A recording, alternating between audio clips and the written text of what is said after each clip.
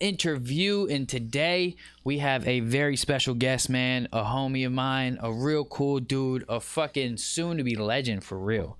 Good Dame luck. Stacks in the building. What's going on, my boy? What up, what up? Glad to be here. Thanks for having me again. Yeah, see, like, I mean, I was telling him, man, after the show, he had came on to A Chill a couple weeks ago, man, and I wasn't satisfied all the way with how everything went, because I felt like things were kind of aimed towards the hosts and not towards him for the most part, and he was kind of quiet because the conversation was really aimed his way. It was kind of aimed, you know. Hold on, I gotta fix this. It's bothering me. Sorry, that shit was really bothering But for the me. record, though, I still enjoy myself. No, yeah, he did say that multiple times, but I didn't, because like personally, I like to, like, when it comes to guests being on the show, I want to try to make the show more about the guests than about, you know, everything else. And that particular night just didn't happen that way, so it's okay. We're here now, you know what I mean? And we gonna goddamn run this back, and I'm gonna do this how I want to do it. You feel me? So Yeah. for real, man, I like to go really dig back, you know what I mean? And I like Okay. to really kind of, I want to learn the person before I really learn about what it is they do and what they're known for, you know what I mean? Because I feel like it's really important for the audience especially to know more about who the person is behind it all, you know what I mean? Mm-hmm. And I feel like a lot of times that's not happening the way it needs to, and so here we are about to, you know what I mean, really kind of dig deep, you know, kind of learn who Dame is for real, you know what I mean? So let's start it off, man. Like, so tell me a little bit about your childhood. Like, we can go back to younger years, you know what I mean? Like, what was your childhood like for you? Was it good, bad, you know, just whatever you're comfortable talking about, you know? Basically, childhood for me, I'd have to say it was somewhat of an adventure. Okay. And for the most part, the reason why is because I had a huge family on one side, but the other side, not so big, but they were very inclusive. Right. So it was like on my Patterson side of the family, that's my dad's side of the family. It was just me, my sister, two other cousins. That was literally all of us, Right. other than our parents. But on my other side of the family, who stayed downtown, my mama's side of the family, literally 10 aunts and uncles. All of them have hella kids. So when you went down there, it's like you at grandma's house, there's 15 other kids around, and Right. everything's taking place. So it was always literally an adventure. But Right. for the most part, just downtown. We was raised in Hampton, but we bounced back and forth, spend a lot of time 36th Street, places like that. They tore Okay. my building down, but so it's like the best of both worlds. I'm from Hampton. Yeah, and they're doing a Newport lot. News. They're doing a lot of like reconstruction and shit downtown now. Oh yeah, Like, nah, they tearing down everything I know. Yeah, it seems like they really trying to kind of boop it up a little bit, you know what I mean? Kind of, I mean, those new apartments that are like right real downtown, like kind of towards where the interstate is and shit. Yeah. By like where McDonald's and the 7-Eleven and Yeah, shit. the ones that yeah, just yeah, popped yeah, up. yeah. Them shits they were looking I ain't even gonna hold you. I mean, I said when I want to live down there, but I mean that's just me personally. Yeah. So tell me about, like, so you went to school. Did you like switch schools a lot, or did you go to the same school your whole life? I always went to basically I went to Aberdeen Right. until I made it to fifth grade. Fifth Okay. grade, I went to Mallory. So I've always been considered from Aberdeen because that's where I went to school at. That's where the majority of my core friends was from. Right. It's like that area meant a lot to me too. But Yeah. then I went to Davis later on. And believe it or not, I'm an 8th grade dropout. They put me out of school in 8th grade. I never had a chance to actually go to high school a day. For real. Never So seen like high what school in my what life. happened? Are you comfortable talking about that? Oh yeah. Basically, it was hard. I wasn't bad, but I wasn't productive. But Okay. I wasn't stupid enough to keep me where I was. So it was like 6th grade, I passed with honors. They were trying to bump me up to all these higher classes and all of that. But when I went to 7th grade, I literally did nothing. I spent all day skateboarding or playing Magic the Gathering or something random that. Or if I was downtown, that's when I was doing the hood shit. Right. But other than that, I won't worry about school at all. I went to school, I went to sleep. But then it was time for SATs, and I would score so high that they would pass me anyway. Or one time I failed the 7th grade. Second time, I did the same thing again. They passed me because they said there's no way we can keep him. He's too smart. 8th grade came along. I bucked again. I never came to school. Like any day that I was supposed to be there, if it's 180 days in a school year, I think I was there for 70 of them. They started trying to track my parents down, but the problem with that was, and it wasn't my mama's fault or my daddy's fault. Yeah, they yeah. went to work before I was supposed to be in school. Right. And I was supposed to get on the bus myself. I was Right, up. right, okay. Like literally that 10-minute gap made a difference. Mhm. So I just wasn't going in. I wasn't productive. So they gave me a test. I passed the test. And basically they sent me to Y.H. Thomas to get my GED. So, like, what made you like not want to really go like that? Like, Unengaging. It just was nothing going on. It's You're just like literally- not interested in what they were teaching, type of thing, or like wasn't interested in the classes, wasn't interested in the math and all of that. It's just regardless of what the class was, it wasn't like I felt like I was too smart for it myself. Right. But it's just it was repetitive. It wasn't catching my attention. It's like it literally just felt like I was there for no reason. So by the time, and mind you, this is at a time when niggas was outside. right. So it's like even though I was doing during the day, you know, the things with my friends at night, Right, we was right. doing the goofy shit that the little teenage kids was doing. Okay. Checking cars till 4 or 5 in the morning, trying to find guns. You know what I'm saying? Little random shit like that. So by the time Yeah. school come, that's literally my break to sleep so I can try it all again the next day. You know what I'm saying? And that is the reason why I was in school and nothing was getting done. Just nothing. But what got me up out of there officially though was one day I didn't go to school that day, but grown ass men who we had took something from, they went to Davis looking for us. Oh, And this was before all of the school shootings repeated. Yeah. So it's like they literally walked straight through the front door. By the time they made it down into the hallways, because they had just graduated from high school, so they still knew the teachers and everything. Gotcha.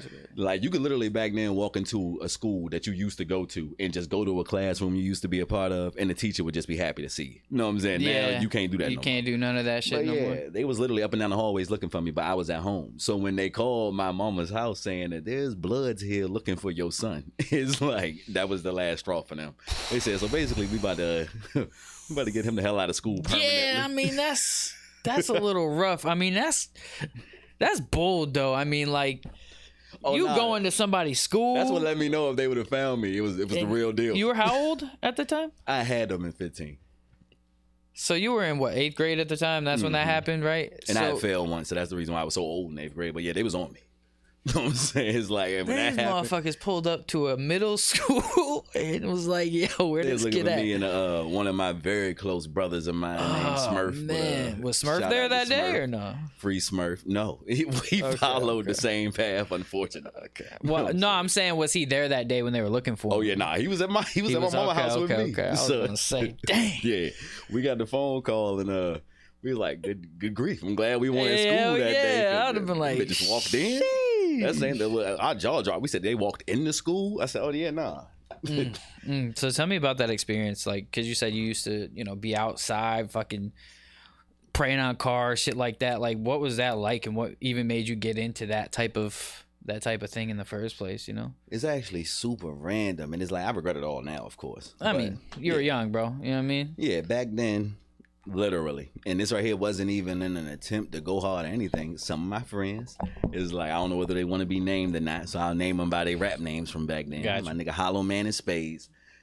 They literally liked things. That's the best way I can describe it. So every night when they got the opportunity, they would go out through the neighborhoods, and they was a little bit older than me, and they would come back with so much shit that it was just mind blowing to me. Yeah. Car fulls of things. So I'm like, yo, what are y'all doing? Yeah, So then they I learned my explain lesson the with process. I learned Yeah. my lesson with leaving shit in the car. I'll tell you, I lost a camera that way, bro, and never again. It's crazy though. So check this out. I gotta tell you this story, bro.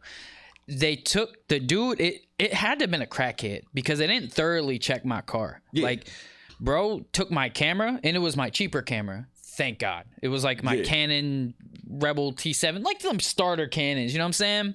He took that one. But that's all he took. I had DJ equipment in the back. I had my turntables in the back. I had my other camera, lights in the idea is back. worth money. I had all this other shit in the back. My laptop. I had everything else in the back, bro. And he took nothing but that. So I was like, damn, thank the Lord above, because that shit was, he could have took way more. Oh, Carmen done hopped on my ass for that. You know what I'm saying? Not only by Shit. getting caught, but literally because the amount of times that I had my car ran at this point, Man. I just charged it to the game. I'm like, yo, I can't even be but so mad if I left my car door unlocked. That's how I feel though, especially like with the area that we live in and shit. If something gets stolen out of my car, it's because I left my car unlocked, and Yeah. that's my own fault, and I can't blame nobody but myself for that shit. Cause I be like, it's like a habit for me to like beep beep beep beep beep beep, like hit that shit like repeatedly. 10 times. Yeah, like, so yeah, if I fucking leave that shit open, bro, that's on me, man. Yeah. Nah. So like, how do you feel like that doing that type of stuff like really affected you? Like, because clearly it affected your schooling. Like, Yeah. but how do you feel like that affected you like as a person individually though? Like, The problem was with us when we had first started doing it is we unfortunately were very good at it. So it went on so long that we started getting bolder. We're feeling more empowered. Yeah. Invincible type feeling. Yeah. So now we've stopped just randomly going around looking for change, cell phones and stuff like that. To now we know this person sells drugs and we know what's in their car. So now we're specifically looking for what we call hidden licks. Right. So it's like then it graduated to houses, and we still won't get caught until we got caught. And when we got caught, that's when we realized, it wasn't what we thought it was. Yeah, see, that's always been my biggest fear of like even just doing a lot of criminal activities is like getting caught, the getting caught part. Cause like I know for me personally, bro, there was a time in my life where I was like stealing shit from like stores and shit. Like I was getting bad with the shit for a while, but then like I had stopped because like one of my homies had got caught doing some shit, and then he got jail time, and I was just like, nope. Never mind. Yeah, nah. I'm good on that shit. I ain't even gonna keep fucking with this shit. And I had stopped, but it got pretty bad for a while. But it, like you said, it kind of feels like when you getting away with it for a while, it's like, yeah, fuck this shit. But then it's because just like, it's too easy. Yeah. And then it's like the problem with us was when we first got caught, it wasn't with police. Yeah. It was niggas. That better not be my car right there. Like, I hear an alarm going off as we speak. But yeah, it was with niggas. So it's like word got around that it was us. So when we finally started getting caught up for it, it wasn't necessarily police coming to get us or getting caught on the scene. It was literally niggas swinging through the neighborhood, wondering where you are. And because we were so young, we weren't ready for the beef necessarily that these niggas was prepared to bring. Especially you robbing motherfucking older people and shit. Yeah, it's in the game, and we weren't prepared. You know what I'm saying? Hell nah, that's a scary part. I'm thinking I couldn't imagine 15-year-old rob me. Man, do you know what I would? But that, you know what I'm saying? When we put ourselves in those situations, we found out the hard way. Yeah, I'm saying, man. Money is different, and the way they move is different. So yeah, we learn quick. Cause it's like, what are they gonna do? Go to the police? Motherfuckers beat me up. Why? Cause I robbed them. Yeah, it definitely it got real. You know what I'm saying? And they was coming with straight hammers because that's what we were taking.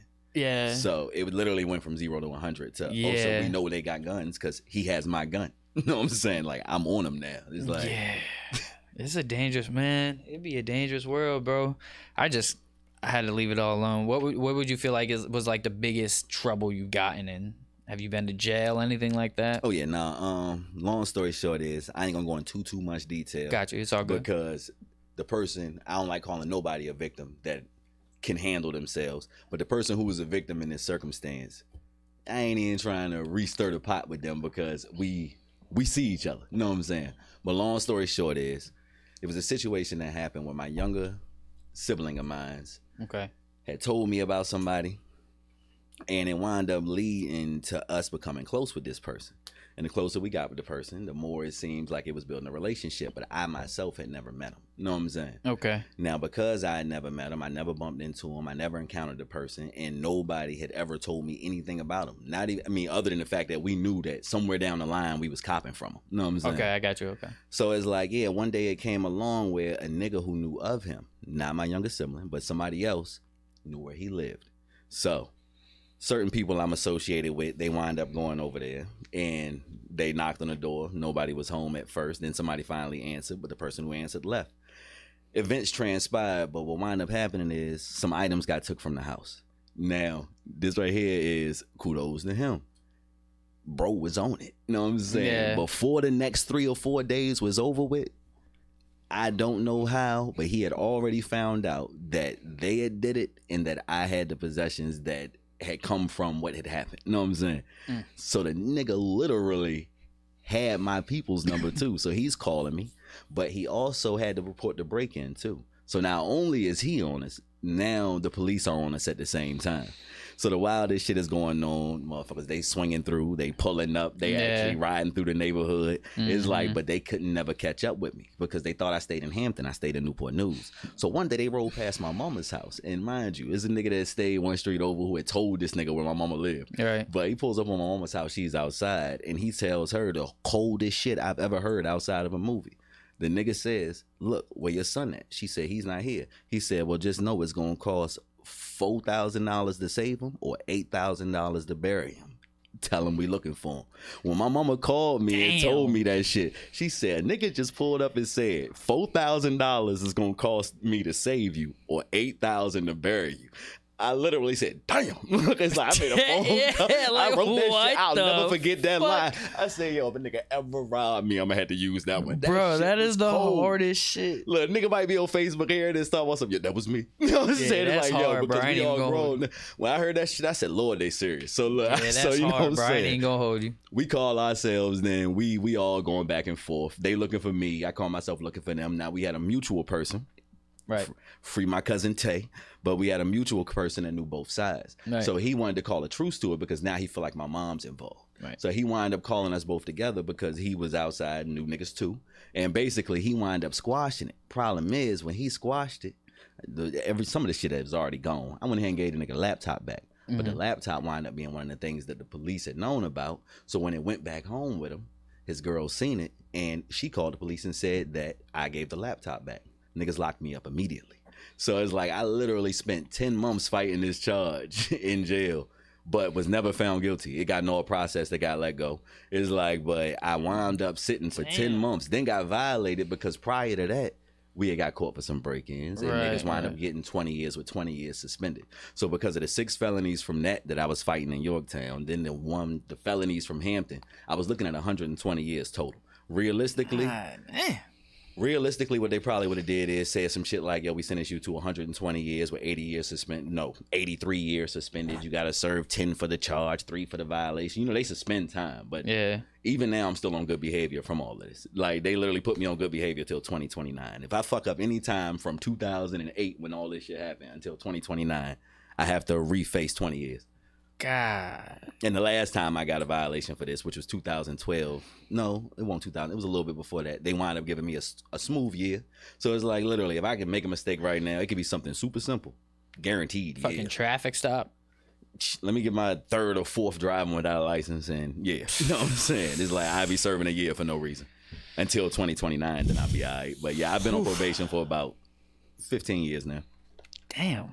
So you got these motherfuckers just watching all times like shit. Yeah, so I immediately got into the business world and changed my plans after that shit. You know I would saying? too, because I ain't gonna hold you. That's a long time in jail, goddammit. And I feel like life on the outside is a hell of a lot better than life on the inside.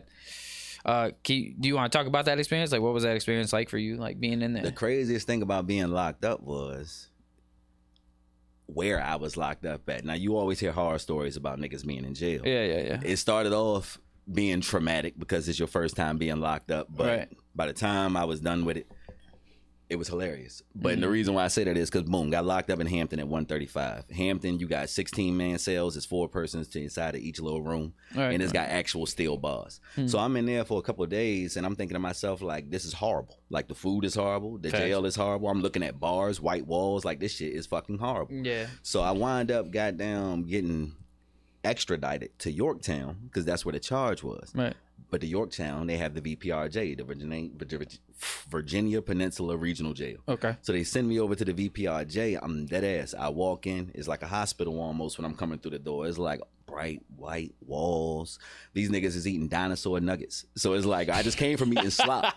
I swear to God, I walked in there. They got their trays. They got fried onion rings and they're eating dinosaur nuggets. They got cookies. I'm like, yo, that can't be the trays here. I sit down. They give me a tray. They actually had condiments. It's like, yo.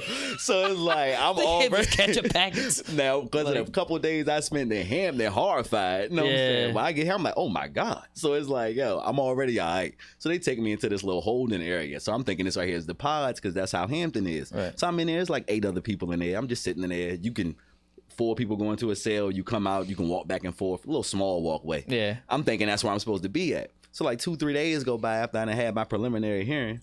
It's like they say it's time to go to population. So I'm thinking, all right, I thought I was in population. You know what I'm saying? I just thought there weren't that many people in here. Right. So they start walking me down the hall. I take the left. And for the first time ever, I see a regional. You know what I'm saying? And I get to see what population is. Man, I look to the right. I'm talking about 92 men in the pod. and it's 52 cells. And I've never encountered no shit like this. So as I'm walking past, it's like everybody, you know, they all got to play tough and shit. Right. Oh, yeah, fresh meat. I'm talking about 100 niggas on the door and shit, just like it's fucking 60 days in. Little I know I'm in the VPRJ. Like, everybody in this bitch cool as hell. But your perception coming in is that, oh, this baby gladiator school. Yeah. So I'm getting my shit together. Mentally, I'm getting ready. So I finally walk into the pod. But they was on lockdown at the pod I was walking into. Yeah. So everybody's in their cells, all staring out of every window, all banging on their motherfucking cells. And it's like, I'm like, what the fuck? So they point me to where I'm supposed to go. I go up there. First thing I do is start trying to sharpen some shit on the wall. The nigga that's in the cell with me said, bro, I can absolutely promise you ain't gonna need whatever the fuck that is that you doing over there. Keep it real, It's like, I'm like, man, you hear these niggas when we walked in. The doors, every door slides open at one time, but one after another. Right. Got you. So the doors swing open. It's finally time to go out in the population. First time in population. I'm mentally prepared for whatever's coming. I step out that bitch. Old niggas playing checkers. People walking with their little plastic chairs so they can go watch Maury. It's like people standing in line to get popcorn and shit. I said, man. And then it just so happened to be at a time when Dump Squad had just got indicted. So when I first got put in there, 40 of them was from Newport News because they were breaking up everybody who had Fed cases in the different, different areas. Got you. So when I finally seen everybody come out, I knew an overwhelming majority of the motherfuckers anyway because they had just got indicted from 36th Street. Mm-hmm. So it's like, yeah, it wound up going from genuinely, what the fuck is this, to, okay, this is a daycare for men. It's like, as long as you ain't in this bitch stealing, owing niggas, or doing some extra shit, you gotta volunteer to be gay. No disrespect. You know what I'm saying? Nobody's running down on you for no ass. I mean, is it like a place where people are doing super hard time, or is like everybody really just in there for like a couple years or type shit? You know what I mean? Now, like, I'm gonna say some names right now because one of their cases already done, and I'm gonna say I'm gonna not say some other names, but prime example. Everybody in that bitch in the pod I was in was fucked over. If you won't face it more than 50 years, you won't gonna be in that pod. That shit was treacherous. The nigga I was a cellmate with, he was Mexican and didn't speak a lick of English. That nigga had just got sentenced to 192 years for dressing like a woman and robbing banks in the Denby area. They had just gave this nigga 192 years and he did not speak English. And this nigga was my cellmate for 3 days. It's like, yo, it was the creepiest 3 days of my motherfucking life, and it is no exaggeration. You know what I'm saying? It's like, yo, my nigga Kwame was in there. Look, I want to say free Kwame. You know you my nigga. Don't come home mad at me. But Kwame just got I don't even know what to say. He actually got indicted of. But just know that bodies fell and he only got 12 years and didn't snitch a none. My nigga stayed solid. But I'm talking about certified murderers though, especially the niggas that was indicted from Dump Squad. Everybody had a body. I think the least amount of time I seen a nigga in there with had 29 years, and that was my nigga Corrupt. You know what I'm saying? It's like, and it was some niggas who was in there, and I'm not even gonna say that they was, I don't know whether they're snitching or not, I ain't got nothing to do with it. It was niggas in there with drug charges. They didn't have a whole lot of time. Right. It's like, but they got moved around. But drug charges is different. Yeah. But in E-Pod and F-Pod, that was maximum security. So if you was in one of them two pods, you was either violent or you facing some shit. Right, because there's like a difference between jail and prison, right? There's like a There's like a big. There's a different. Jail is literally your county jail. A regional is intermediate facility. Like a jail can only hold you for a year, maybe 2. You can write to try to stay longer. A regional, you can stay up to 5 years if you're a part of a program. But the prison and the penitentiary ain't even the same thing. Okay. You know what I'm saying? Even there's a difference in between that. A penitentiary is still, I don't know which one is worse, but there still is a difference in all of them. Gotcha. And then you got work camps and shit like that. You know Finago Keys, the one that make music? Finago Keys. Yeah, I'm going to put you on to him. It's my nigga Keys. It's like, that's where I met him. Sounds familiar. You see him performing all over. I probably have seen. I post this shit all the time. My nigga, he was like, that's where I met him at. Finago Keys. Yeah, he wound up getting 12 and a half. I never thought I was going to see him again. My nigga came home a couple years ago and been doing it ever since. But everybody wound up getting a lot of fucking time who was in that pod with me. And I wind up beating mines. And the crazy thing is, the only reason why I was over there is because Yorktown didn't have a jail.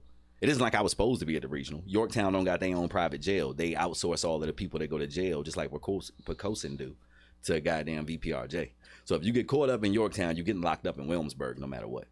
But I wind up meeting a fuckload of people in Williamsburg that I actually fucked with, and they home now, and I built relationships off of that. And as long as you stay solid in jail, you ain't got nothing to worry about. You know what I'm saying? It's like, and it ain't hard to stay solid. Stay your damn self. That first day of them banging on the walls and shit, that's probably just like a intimidation factor, some shit like they just trying to fuck with you type of shit, they just scare you and shit. Bored as hell. Bored as hell too, right? They will scare the shit out of you when you first coming in, just to come apologize for it later. Not because they just didn't have nothing to do. Yeah. But that's also the reason why jail was dangerous too, because a nigga that's frustrated with nothing to do. Yeah, I'm talking about. Don't let it. You see a nigga arguing on the phone, he starts slamming the phone down, his face get balled up. Leave him alone for the rest of the day. Whatever his girl or mama just told him, you nigga, don't make that your problem. Don't joke with that nigga. You know what I'm saying? Real. Just mind your business and you good. Because there be motherfuckers who would just still want to joke. Like, nah, I feel like if I got to go to jail at some point in my life, hopefully I never have to, but shit, I'm fighting a DUI charge right now, so God knows this shit. Fucking...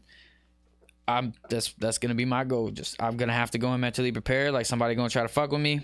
Hopefully they don't, but if they do, man, I'm gonna have to get my ass beat. Yeah, but I'm going down with a fight. I'm going down swinging. I don't care. Nah, that's real. I'm going down swinging. Owing a nigga, not minding your business, or claiming a gang is the 3 quickest ways to get fucked with. Shit. Now, mind you, if you claiming a gang and you actually about it, you know what I'm saying? Then it is what it is, and this is what you do. You know what you went for, and you good. You gonna find your own. It is what it is. Y'all on the motherfucking it is front lines from that point. Right. But yo, the niggas that's false flagging gangs, just going in there because they don't want to be bothered. Once they find out you fake, then you got problems everywhere you go.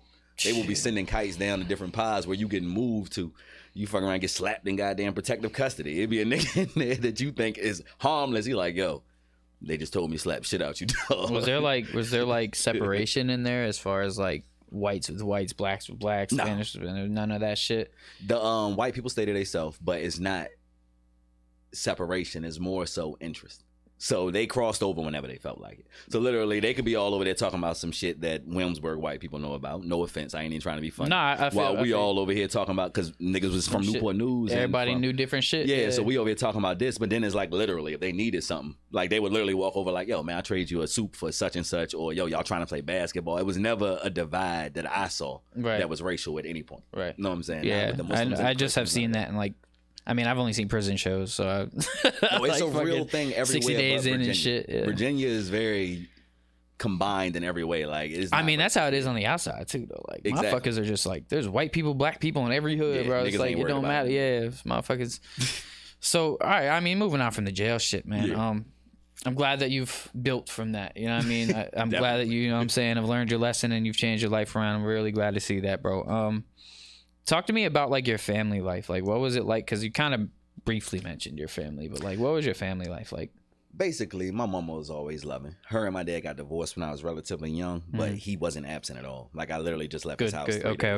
Got you. So I never felt like I didn't have both parents, even though I lived with my mama. And I always went to my daddy's house, which is where I knew all the downtown shit from, because that's where they were able to co-parent well. Oh yeah, good. They still close friends to this day. I think that's what matters. Like the most. That's definitely what matters. Like if you're gonna not be together, at least co-parent, and I think that's really important. They literally are friends. Like my mama was just at his mama's house for no reason other than to help her move something around her kitchen. That's good, bro. I'm glad to hear that shit. I'm glad to hear that. So yeah, So family life wise, I always knew that both parents was needed. So as I got older, of course, I got one sibling.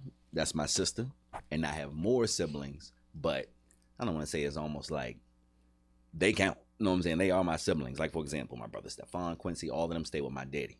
Even though that's my daddy's family. You know what I'm saying? I see. Yeah, okay. His situation is like, but they're always, I grew up with them literally. When my daddy went to them, I met them. They've been my family ever since. Got you. Okay. Same thing with my sister Chona is like, so I have other siblings. They're like your dad's kids. Like, are they his kids or are they just like his girl's kids type of thing? Basically. Okay, so they. Yeah. Okay. I see. Went into that situation. Those kids were there. Okay. So it's almost like, all right, so these are my new brothers and sisters, even though we all the same age. I got you. Okay. And I was there in it happened when I was 6 or 7. So, yeah, 30 years or no. Yeah, that's family. That's family. That's family. And he still lived with them. So right. So yeah, I already knew the dynamic had to be good. So when I started having kids, same thing. I try to be there the best I can. No, I do got one daughter that stay out of state in Alabama, but all 4 of my other kids I got custody of and stay with me. Got you. Yeah. Got you. When did you when do you have your first kid? When did you have at 18? At 18. What was that experience like for you? That shit was horrible. All right, so it's hard to explain, but it's interesting though. Go ahead. I'm ready for it. Because of the way my situation went, I wound up having 2 people pregnant at the same time. It's like I was talking to a girl. Champion status. I was talking to a girl. It wasn't really going forward or working out the way I thought. Right. Shit, man. Do I want to like? Cause all these niggas my Facebook friends. I mean, you don't got to go too deep into details. But we all older, and I ain't gonna say no names. Right. It was 3 people I was talking to at the same time. Okay. 2 of them got pregnant out of the 3, which sounds crazy. Wow. This makes me sound like trash. Pull out. Now look, I'm gonna say this right here, and this is right here is my hand to God in front of everybody. I literally have one of the smallest track records I know. I've only slept with 6 people in my life, 6 different people in total. You know what I'm saying? But it just so happened 3 of them was at the same time. So it's like, long story short is, 2 of them got pregnant. One of them is my first baby mama, of course. And because of the way it happened, she felt some type of way. She had the baby. Her mom stepped in, took the child. I literally had to fight for years to eventually get custody. Then I had to fight because, I was getting in trouble and shit. Right. Then I had to fight for even more years just to actually get to be able to regularly see her. Right. But now she's been living with me for about 6 or 7 years. Okay. So it's like, yeah, I had to get her. Then my other daughter, who was born 3 months later, so they're both 16. Well, one's 16, one's 15, but she's about to be 16.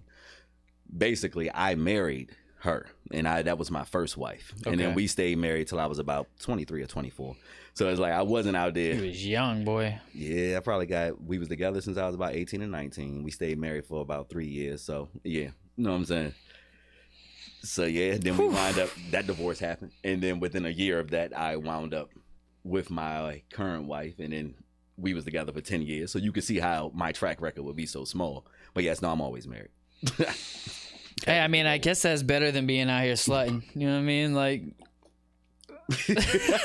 I'm just saying. But see, for me, is religious reasons, though. You know what I'm saying? See, I'm Muslim, so I believe that no matter what, I'm going to try to be married at all times. You know what I'm saying? I mean, I know that sounds fucking hilarious on paper. Like, what do you mean by that? Anybody can get, like, I'm always be married. Just know that. No, somebody always gonna get this marriage like shit. Like, yeah, I'm gonna try to keep my track record low and stay married. But if it wasn't for that, yeah, I probably would have been fucking up. But once I got in all that trouble, it's like, yeah, I was like, you know what? And then at that time, my mindset was, because I was into so much shit, that I may not live as long as other people around me. That's what I was thinking. So I was like, the best thing I can do is just try to make sure that it's like I'm doing the best thing I can for now, because there's no telling how long I'm gonna be here. Right. It's like, and come to find out I'm still here. And it's 15 years later, so I was tripping. But you know what I'm saying? Mm-hmm. But at that time, I couldn't tell. Yeah, no, especially like living. That's why I try to stay away from it all, man. I want to live a long, healthy life, man. If I die, like, let me die of like a sickness or something. I'm way old and I'm gonna croak over anyway, like, because that's it. Motherfuckers they be going at a young age, man. You know Jail saved me though. If I wouldn't have got locked up, I would have been dead. Guaranteed. Yeah, think so? Yeah, I thought I was invincible, and I literally was ready to stand on anything that I had done. Right. And unfortunately, that ain't done. So you were in jail when your first kid was out, or both of my kids were born, the first 2, when I was locked up. When you was locked up, they had just got born. Oh, so you were locked up while they were born? Yes, they were already out. Like, I watched my youngest daughter take her first steps while I was in jail, but my older daughter, I was still fighting for. So it was like I wasn't seeing her at that time. Okay. But my youngest daughter, me and her were still together. So they were coming every visit, every weekend. I'd see my daughter for the whole year I was locked up. I watched her take her first steps. She knew who I was and everything. Like, they made sure to keep the relationship until I came back home. Right. So do you feel like all of that together is really what conjured up this entire change for your life? Like, if like your kids weren't involved, right, and it was just the jail part, do you feel like that still would have affected you the same way? That's actually a hell of a question. You know? Because, you know what? Honestly, I think the kids did play a major part. And the only reason why I say that is I feel nothing about jail. Not saying that I would go to jail or I want to be in jail. It's like, it literally, I got to take a year off. You know what I'm saying? It's like, there's no threat of that to me. You know what I'm saying? Yeah. So because of that, I probably would have came back at home and tried to still do what I was doing in a better way. I would have tried to get better at it had I not had kids that I realized, like, hold on, no, I actually need to be an active father. Like, my dad was there for me. Like, I need to make sure I'm in the house. And I've always heard the stereotype, so I'm big on having my kids with me. Even on days where I had to work, my kids literally are sitting. If I was a cook, they might be sitting in a booth. Like, I kept them with me at all times. Right. So the kids definitely, it was 1,000% what did it. Now that I'm thinking about it. And I think that you having access to both of your parents really had a major factor in that as well. And I'll say that because I feel like if you didn't have that father figure around when you were younger, maybe that would have shaped your mind a little bit differently about, you know what I mean? I don't know. I could be wrong. I know what you're saying though, because I do know niggas who didn't have a father figure, right? And they'll literally just walk away from a child. Yeah. And that's I'd be trying to tell people that shit all the time. Like having that figure in your life is super important. Like, because I still have both my parents. They're still together, still married. They have been my whole life. So it's like I've always had that father figure. My dad, when I was younger, he was on the road a lot. He was a truck driver. Yeah. So I didn't see him that much the first like 10 years of my life. But when he was home, he was there. You know what I mean? Like he was being a father. So like active. Yeah, active as fuck. So like, you know, to me, having that role model in my life, I feel like has affected me in a very positive way, because I feel like whenever I end up having a kid, or you know, if a girl accidentally gets pregnant, whatever the case is, I'm gonna be right there. Like, now my life is this kid, because that's what my dad would have did. And I'm gonna give you some advice that's gonna sound crazy, because I hope you never have to take this advice ever. But one thing you need to know in Virginia is very pro-parent. They don't care about gender.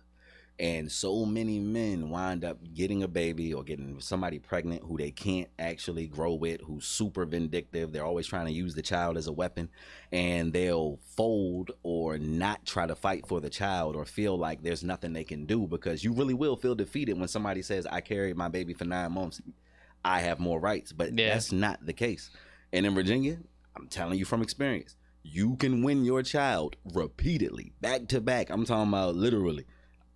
If these were championship, I'm talking about undefeated in this custody court. You know what I'm saying? It's like with felonies and all, undefeated. If the judge knows you're actually trying to get your child, they're gonna make it possible for you. Right. The least you can leave with is joint custody, unless you are literally beating this child or something like that. Yeah. So most fathers just gotta realize, like, yo, you definitely can be there, regardless of how hard it is to be there. I mean, shit, I would hope so, because like a lot of fathers or a lot of people, dudes who are knocking these girls up, man, they dipping out, they piecing out, and they just leaving it all on the girl to handle. And I see it left and right, up and down, bro. I see it every day, man. And it's like, if the court system made it even harder for men to have their kids, like there's not even that many men trying to fight for their kids, you know what I'm saying? They don't even know it's an option. You know what I'm saying? So it's like, shit, I know for me personally, like, because I don't want to throw my brother's business out there, but he's going through a whole divorce right now, and his wife just took his kids and just left, like, without him knowing, type of shit, you know what I mean? And so everything has been going in her favor, but he has been fighting so fucking hard to just get some type of custody, to see his kids, or, you know, whatever. And she's making it so fucking hard on him. Like, you don't even understand the effect that it's gonna have on your kids not having their dad around, and then you're probably gonna be feeding them shit like he didn't care about y'all, this, that, and the other. You know what I'm saying? When in reality, he's spent thousands of dollars to try to, you know, court fees and lawyers and all this to try to do what he can to try to get them back, man. And that shit gets to me. Like, it hits me different, man, because it's like I said, like, a lot of fathers are out here not giving a fuck about their kids. You know what I mean? And so when you have somebody who is trying to care and trying to be there, you need to at least have the decency to let them. You know what I mean? Like that. Something. So that shit hits me different, man. I don't even understand how it negatively affects them to allow a father to be in their child's life. It's like, it can't possibly hurt you. Like, you know what I'm saying? I get it. Like, people have their problems. You feel me? Like, people have their problems. People have their anger problems. Maybe, you know, like my brother's military, so he's got PTSD. He got, you know what I'm saying? He's seeing some things, so he's got a little bit going on, but he loves his kids. You know what I'm saying? So just for me, for a man who loves his kids, let that man love his kids. That's like, why are you trying to take that away? Because they're probably the only thing that's helping him keep going. You know what I'm saying? They are, and I know that for a fact. They're his purpose for being here, literally. And I know that for a fact at this point. You know what I mean? And so just seeing how difficult this has become for him, man, that shit breaks my heart. Because I know that there's other men out there who are dealing with the same thing, bro. And that shit breaks my heart, man. Because, like I said, women got to be blessed when the father wants to be around at this point, man. You know what I mean? Like, that shit is wicked to me, man. But I don't want to get too deep because I'll get emotional. So tell me about like after your school years, you know what I mean? Like right after school was done, I know you said you got into a lot of trouble, but like what were your plans after school and when you had to go, you said you had to, what's the school called to get your GED? I always forget. YH Thomas. YH Thomas. So you had to go to YH Thomas to get your degree. What was that experience like? Like how did you feel having to do that? That shit was wild. And the only reason why I was wild is because I was so young. And the niggas in my class were so old. So it's like, yo, how old were you? Difference between, exactly? I was 15. Okay. It was like, so there's a difference when you sitting in there inside the class and you 15 and everybody around you might be 14 because you failed, you know what I'm saying? Or around your age too. But now you in a class with 36-year-old crackhead, two motherfuckers that just came from a halfway house. I'm trying to fix my life. It's like, yo, my class was grown as a bitch. Everybody in that classroom was an adult. I mean, they looking at me like, how you get here? I'm like, man, I don't think I belong. You know what I'm saying? Like, y'all niggas old. I don't belong here. And then the wildest part is, I wound up getting my GED within like, I'm not trying to be funny, I think it took 4 weeks because I took the practice test, scored high, and then they said I had to have 20 hours of community service.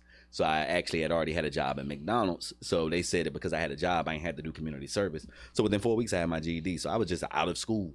So basically, the after school years I'm going to kind of start back some because I got to shout a couple niggas out. Go ahead. But basically, I was in school, 8th grade, didn't rap at all, didn't give a fuck about making that kind of music. Only thing I've ever wanted to do musically is make scores for video games. My favorite video games have always been Final Fantasies. It's like I always wanted to make Final Fantasy music. I said I was going to make my own video game and I was going to compose my own scores for them. So when I first started fucking around making music, it was literally just to make music for the video games I used to like to play. Yeah. Because I ain't had nothing else to do. Yeah.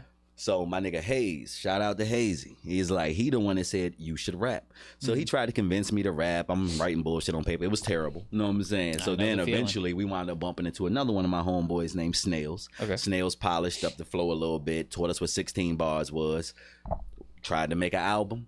Put it out with Bethel. We was passing out the CDs. Straight trash. Everybody said it was ass. Niggas who remember that album back then to this day talk about how ass that album was. At least they kept it real, goddammit. Immediately. And I bet it was well needed though. Now mind you, I didn't go to Bethel. So I'm at home sleep thinking I did good. My damn CD floating in toilets and shit around the school. It's like, I don't go to school, so I'm not hearing what niggas is saying. Right. But it's like, yo, so niggas come back to me with the story like, yo, man, I mean, RIP my nigga Bud. My homeboy Bud just passed away a couple weeks ago. RIP. Yo, walked right up on me and was like, yo, man, that shit is ass. Garbage, like straight like trash, just like that. It's like, yo, and it's exactly what I needed to hear because unlike most negativity, especially if I feel like you telling the truth, it's like, yo, nah, I'm either gonna prove you wrong or I'm gonna improve it. It's one or the other. Yeah. So I went back to the drawing board. It's the same thing if you think about it. Either proving them wrong or improving, you doing the same thing either way. You know what I mean? So either way, I'm gonna get better. Yeah. So I went back to the making beats. I went back to the trying to write better and write better. Back to the drawing board, yeah. Immediately. And then one day, my nigga Snails and me, we were sitting there. I wound up getting like strep throat or some shit. And we sat there and he was like, yo, we not leaving till we make a dope song. And then I made a song called My City that I wish I could find till this day. And it was my first hot song. And literally from that day, I never made a whack song again. Now, you might not like it. You might not think it's your speed. But shit, bar for bar, flow, any of that, I promise you. It's like I was the upper echelon from that moment. And then we just kept on trying to build. The name of the group was EBC. You know what I'm saying? We wind up breaking up eventually because, you know, people get older. Right. It wasn't really no super crazy shit. Of course, there's always in-house shit going on. But it's like as we got older, shit just fizzled out the way it was. You know what I'm saying? That's how it was with me and the group that I started with, Crush. Yeah, and it's never. And now we all, of course, we all still talking shit now. Yeah, there's like no beef at all. We're just kind of went our own ways through time. Yeah, I get it. So then I started fucking with my nigga Hazy. Then we had a group called Clearly Undeniable. You know what I'm saying? Making music, same thing. You know what I'm saying? We didn't grow apart or anything. It's just like, yo, we just, after a while, life was lifing for years on end. So it's like at that time, that's when I just really hit the drawing board. And I'm like, yo, we're getting older. Niggas ain't really making the noise with the music like we should. Right. It's like we having all these breakthroughs, but they never really amount to nothing. So I was like, if I'm going to put this many years into music and not get signed, what can I do to make this shit profitable? Because who the fuck am I to put all this time into something and not make no money? So that's when I started taking the mixing and mastering serious and started Dame Stacks TV. And the shit that's crazy is we was shooting the videos at first just so I'd have videos. And them shits was ass. Like, yo, if I show you a video from 2018, that shit is comical. You know what I'm saying? If I showed you a music video I shot and edited for myself back in like 2018, 2019, 17, you'd be like, holy what are you showing me, bro? Like, what are you like, showing me? Comical. Like, yo, but now like, I'm like, holy. I look at shit I did last year and I'm like, I wish I could reshoot that for him. It's crazy though. I mean, because if you think about it though, at the time you thought that shit was hot as fuck. I just knew it was hype as a bitch. I even put it online. But you know why that is, and I really truly believe that it's simply because you did it yourself. It doesn't matter if it was good or not. When you do something for the first time, and like by yourself. So like my first video I've ever shot and edited and all that shit, I knew it was ass, but I was so proud of it. You know because like I did it myself. You know what I mean? That feels different for real. Yeah. So basically that's when we just started marketing and shit. Like, I didn't even know. All right, look, I always say we. That is a Muslim thing. It is the plural of respect, but I'm only talking about me. I know what you mean. I know what you mean. So basically, we started goddamn marketing more towards videos. And after me and my nigga Willie Will, who was shooting them at the time, got better at shooting the videos, we started trying to shoot them for other people. Now, my breakthrough as far as the videos go came from one specific person that everybody always had a problem with. And look, y'all gonna hate me for this. Y'all know the city. Goddamn, shout out my nigga Durant. I know y'all can't stand his ass. But this nigga Big 35 was, at that time, the most hated nigga because he had dropped a diss song dissing everybody in Newport News. It's like everybody in Newport News got dissed on that song. Everybody was on his ass. They was all dissing him back. Now, when I say on his ass, I don't know if it was real beef behind it. I'm not talking about physical or nothing. I don't know nothing about all that. Music beef can be fun, man. Yeah, so like, it was musically from what I know. Yeah, as long as it's music beef and you keep it purely entertainment, shit can be fun. You know what I mean? So he was so known at that time because he did that shit that he needed a video, but nobody would shoot it for him. And nobody would shoot it because they didn't want the drama that come with shooting for Durant. Because a lot of niggas, if they shoot with somebody, then they assume that you're taking that person's side. I made it known I have no sides. But niggas was scared to shoot with Durant, assuming that it would somehow affect their business. Stupid. Yeah, nah. So I shot the video for Durant. It wound up doing 100,000 views. So when that happened, even the niggas that was beefing with Durant started calling me saying, yo, we need a video. But I didn't realize what the reasoning was. Everybody else who was shooting videos at that time had stepped away from that super hood shit. 50 niggas with guns in a room waving them around. That wasn't something they was trying to go nowhere near at that time. I ain't even gonna hold you. I don't but me being a brand new videographer and from the streets anyway, this was what I thought was my lane. So I'm like, yeah, fuck yeah. I don't care. Because I'm not scared when I walk in the room. I'm like, all right, what we doing? You know what I'm saying? So it's like, that's how I wind up getting my name bigger because I was shooting for everybody who was considered a menace to society at that time. And then I didn't realize that, shout out to all my niggas, but I didn't realize then that it was barring me from the higher quality shit I actually should have been reaching for. So it's like people are going on my IG. I'm trying to get weddings and stuff like that. They going on my IG and all you see is all the fucking guns every and shit. Group of gangs there is waving AR-15s and Dracos in the camera, and it's like, you sure you can shoot my wedding? Cause nigga, this all I see. Yeah. So it's like, then I started trying off to bigger clientele for real. Definitely scared off bigger clientele. Oh in all possible ways. It ain't like I stopped doing it. I just don't post it after I do it. I will share it though. You know what I'm saying? But if I shoot a video with a room full of guns, they know I'm gonna pull up for them. It's still all love, but I can't promote it. For me, like, I'm not scared when I go in those situations because I typically know who the people are in the room. You know what I mean? Or at least the majority of them. And the other people who I don't know respect me because they know, you know, if they homies fuck with me, then they gonna fuck with me type of shit. You know what I mean? So I don't ever get scared. It's just uncomfortable. And if anybody has ever really shot with a gun, like a real gun, I make sure they unload it first. Yeah. Like I have to, it's either you're going to let me unload it or I'm going to watch you unload it. It's one of the two. And then you're going to show me it's empty. Then I'll let you wave that shit in my face. Otherwise, bro, I've been around some motherfuckers who be waving them shits around and drop that shit. Yeah, all other shit. Like, no, I'm not about to be a victim of you pointing that shit at me and then you accidentally pull it. No, bro, because all them motherfuckers, they was just like this with it. They won't like this with the fingers not on the triggers. They was like this with the fingers on the triggers. You know what I mean? So I'm like, nah, I'm not playing with that shit. No, it's either unload that shit or we're not using it at all. But because I wanted higher value clientele, and of course the raising of prices changes a lot too. I'm sure you know. So I had to really just like, nah.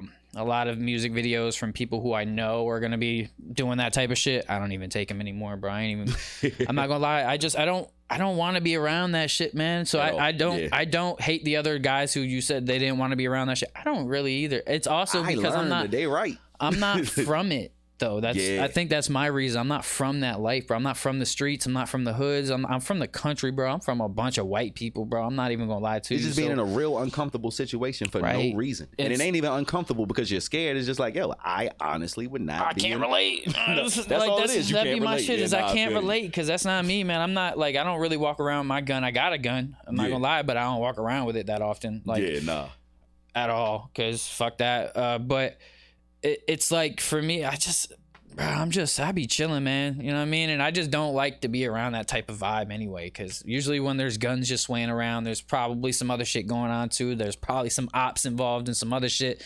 I don't want to be in the middle of none of that shit. I ain't gonna hold you. And then for like shit like you were saying, like motherfuckers will get mad and you shot this video for this dude. Oh yeah, that happens. Oh no, you ops. What? He paid me. And I got a famous line. I tell them, and I need to stop saying this to them, but whenever somebody get mad at me for shooting somebody else's video, I always tell them the same thing. I'm like, yo, just put in your deposit. I'll be where you at. You know what I'm saying? It's like, yo, it's that simple. If you really was looking for me because I shot their video, you can hire me and I have to be where you at. Then it's a whole nother thing. No, it ain't that serious. But then I got to remember that I can't go back in that direction. You know what I'm saying? But it's like, yo, leave me alone. I'm doing my job. That's what I'm like, man. We're just over here trying to make some cheddar, bro. I'm not over here trying to gang bang or I'm trying to help y'all express y'all art. That is you know what I'm saying? Like, and that's how I feel about the engineering portion too, man. Because you doing engineering, I'm sure you know. I mean, you do videos too. You do it all. So you know that you get in every fucking body. Everybody. Especially when you dope. You get in every fucking body. So you gotta be careful of scheduling. You gotta be, because I've had that happen. Yeah, 2 seconds. Oh, I've had it happen too. Opposing groups. I've had it happen too, bro. And motherfuckers started all questioning each other and some other shit. Luckily, by the grace of God, nothing happened. Yeah. But I did have a group of Crips and a group of Bloods, but they were all very mature, Bloods and Crips. So they was able to just be like, oh, you, all right, and then just keep on going. Yeah. But it could have went way worse. Way worse. Because I've had young cats who were in the studio and motherfuckers like came in, the other dude was finishing his shit up and other dudes had came in to start theirs and they just started questioning everything. What hood you from? Where you from? Who you know? Who you be with? This, that, and I'm like how the fuck? You know what I'm saying? And everything was all right, but it started getting weird to me because I'm just like, why are you? This is what y'all do? Like, y'all gotta question every aspect of this man's life for what? I never understood it. Walking around looking for a problem. Trying to find something. That's what it really seemed like they were doing, but they was doing it to each other. So that's what really made me think like, all right, this might get dangerous. But, hold up. And another thing I realized though is, and this right here is just because I'm not that green. I know it's a little bit deeper than that, but they're trying to find a problem. That's how I feel. But no actuality, the life they live to a degree is necessary because who that man know or who he might know that may come to the studio with him in 5 minutes that's not with the initial group, them niggas might want to know. You know what I'm saying? Yeah. It's like, all right, so 5 niggas walk into the studio, I'm in the studio. Like, all right, where y'all from? They tell me, and I'm like, yo, is more y'all coming? Like, yeah, my homeboy coming. But they homeboy the one nigga I'm beefing with. You know what I'm saying? It's like, so I think, I guess when you live that lifestyle, it's necessary to know exactly who's in front of you. Yeah. But in the same breath, get the hell out of his session. Let this nigga finish and you ain't got to worry about it. That's what I be saying, bro. Because, I mean, for me, it's not that serious and it's not that deep. But then again, like I said, because I'm not from that shit, I don't understand it a lot of the times, and I don't start to understand what's going on until it starts happening, and then I can turn around and be like, oh fuck, I got a situation on my hands. So, and it's even been like that with DJing. Like, I've realized you got to be careful with like what the fuck you're playing.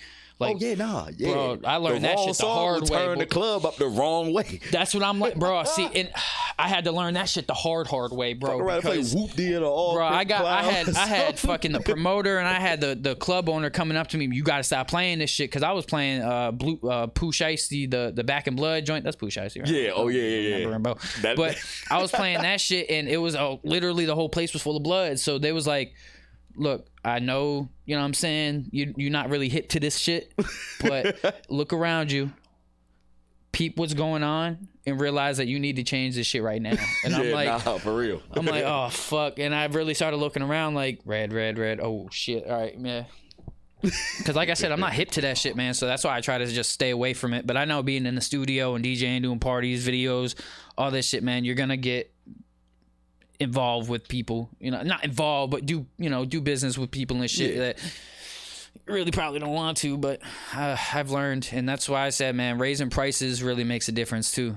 Like, and that's what I need to raise my shits and stick to them, because then I feel sorry because I've been dealing with them for a while, and then I'll dial back what it is that I've been saying, and I just gotta go for what I know. And I go through it too, bro. I know. they gotta grow with me or understand that they're gonna have to find somebody else. Yeah, and so I mean, for me, bro, when it comes to that, it's like, because there are some homies, like if it's somebody I deal with a lot, like, and they really spend a lot of money with me, they can get away with murder if they coming constantly. You know what I'm saying? As long as they respect what's going on, they gotta know when it's a favor. Right? Because I got a couple artists who I deal with, bro. Who I deal with them so much that I've been dealing with them for years, and I've been the only one dealing with them, and I know that you're gonna get a specific price because I deal with you a lot, and you know what I'm saying, and you have been good. The second you break that though, now shit's. You know what I mean? Yeah. I've had dudes who I was trying to be cool with and all that, and then they started acting, weird about pricing and all that. I'm like, all right, well, here's what we're gonna do. You're gonna pay everybody else's price now.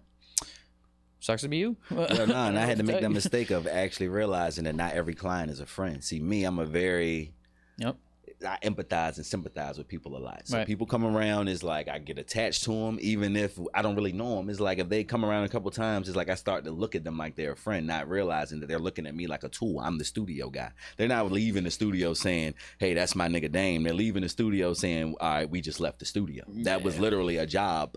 Well, not a job, but a service they paid for. And I'm thinking about it deeper. So I'm looking out for niggas doing this, that, and the third, when in all actuality, the second they get another motherfucker that can do it or something that's more convenient, that's it. They will never call you again. It's like it was never no friendship involved. I've learned that shit too, man. Because I know for me, it's really just about action for me. Because like I do have some artists who I game with as well. I'll go out with, but I'm gonna say I only have one group of artists who I deal with who I've actually chilled with them outside of the studio. A, because I was comfortable to, and B, because our studio sessions are always vibes. Like they're always. I mean, they can get hectic sometimes. Of course, studio sessions can always get hectic, but they're always a vibe, and they good people. You know what I mean? Yeah, they're all genuinely good people. So I was like, all right, shit, y'all say you want to go out, let's do it. Fuck it, I don't got many friends. Why not? You know what I mean? So, but still, when it comes down to it, though, business always gets done. Business has never been wronged on my, you know what I'm saying? So that's why we're able to keep a solid relationship, and I'll still continue to hang out with those people here and there. You know what I mean? Because business, they respect it. They understand, like, exactly. And that's what the problem is. A lot of people who work for other people don't understand the real magnitude of telling them, yo, I own my own business and this is my job. It's like, yo, they don't go to work and get paid less than what it is they're supposed to have. If you go to work at a shipyard and you're supposed to make $23 an hour, and then your boss gives you 12 for 3 of those hours and says, yo, you my homeboy, right? The fuck? Like, would you leave and be okay with that? Yeah. So how in the hell do you come over for a 3-hour session knowing a nigga might charge $40 an hour, $50 an hour, whatever it may be, give him less than that, and then assume it's all good when this is literally my actual job? Yeah. It's like when I clock into me. You know what I'm saying? Any money I don't come up with, it falls on me. Anything that doesn't go right. And they don't understand that shit because they don't respect it as what it is. And those are the clients that I don't really, because I ain't gonna hold you, man. There was a long time, bro, for me personally, I was dealing with just a lot of bullshit, man, and I was just allowing a lot of bullshit, man. And then it's like, once I was just like, I kind of snapped in my own brain, like, fuck this shit. Fuck everybody. I don't personally care. And I kind of started becoming a little bit more of like a dickhead, like strict on my shit. Man, the real ones stayed and the fake ones left, bro. I'll tell you. And I didn't miss the fake ones, bro. Because I always look at it like this. Like, you might lose clients, but there's a million fucking rappers out here, bro. Nah, that's real. Who don't even know I exist yet, but they're surely going to. You know what I mean? So when it comes to that, I just be like, goodbye. Peace. I don't need you no more. Yeah. And then like 2 days later, I'm getting somebody new hit me up. So it's like... and it always works that way, bro. You know what that's what I'm realizing now, because I'm in the gotta be a dickhead stage of my career, and I'm actually having a hard time doing it because I always feel bad for motherfuckers afterwards. But another issue of mine is my communication is completely docile or trying to kill you. You know what I'm saying? So it's like... I feel that shit. If you can't read between the lines while I'm still being nice, by the time I got to tell you about yourself, we might as well take this shit outside. So it's like, know what I'm saying? To avoid that, I just stopped answering the motherfucker calls until I put them on punishment for a little bit. And when I feel like they must have learned their lesson, I got to stop snapping on Facebook and shit because I be ready to fuck these people up. And bro, I know we follow each other, bro. We see, you know what I mean? So you know me too, bro. I be chilling though. I've been chilling on that shit, man, for the most part. I mean, there's some little things that I'll tune into or I'll tap into or I'll make a little controversial post here and there, but they're not that bad anymore for the most part. You know what I mean? Because they used to be bad, bro. But that's one bad for business. Definitely. You know what I mean? I had to learn that shit too. Yeah, because that shit turns a lot of people off, man. And then once I started posting that more motivational content, most of the time, bro, it'd be like left and right motherfuckers be using my website. And that to me was like, if you're booking for my website, you really were searching. Like you were searching because I know like my shit's on Google and shit like that, and people will just book from there. But still, like, cause my contact number's there, but they'll go to the fucking website. Oh no, I took my contact number. Anyway, your legit website, yeah, and they're booking from there, and to me that's like, oh shit, cool, because that's where I really want people to book their sessions at, to be honest. And that's how you know they take you serious and respect you. Exactly. That's how I really know, especially like all the newer clients, like. Once I get like they book off the website the first time, after that I'm like, all right, you just hit me up. Like just hit me up. You know, you got my contact. Show me you respect me one time, and we can work from there. Know what I'm saying? Because like after that, because like I said, I mean, because that anytime I do business with anybody, bro, there's so many things that I'm looking at, bro. Within our first like session, first interactions, whatever. I usually don't shoot videos for people I don't know. So I haven't dealt with somebody I didn't know shooting a video, but with sessions, man. If you come in, you about the business, you about getting your shit done, we have good conversation, whatever, shit, we good. But you come in and shit's just weird, and I could just tell all the energy's off, we quiet, not really saying nothing to each other. You didn't ask nothing about me, you didn't even ask how long I've been doing this shit. Yeah, it's like, I mean, like in there. you just there. You know what I mean? Yeah, I can't fuck with that shit, man. But so tell me about some of the struggles you face as a videographer. That's mainly what you do, right? Videos, or would you say you're well balanced around? I like to say mainly. I probably say I mainly do videos. Mainly do videos. So that's where I put the majority of my focus at the moment. Right. So what do you feel like are like some struggles that you face doing this type of work?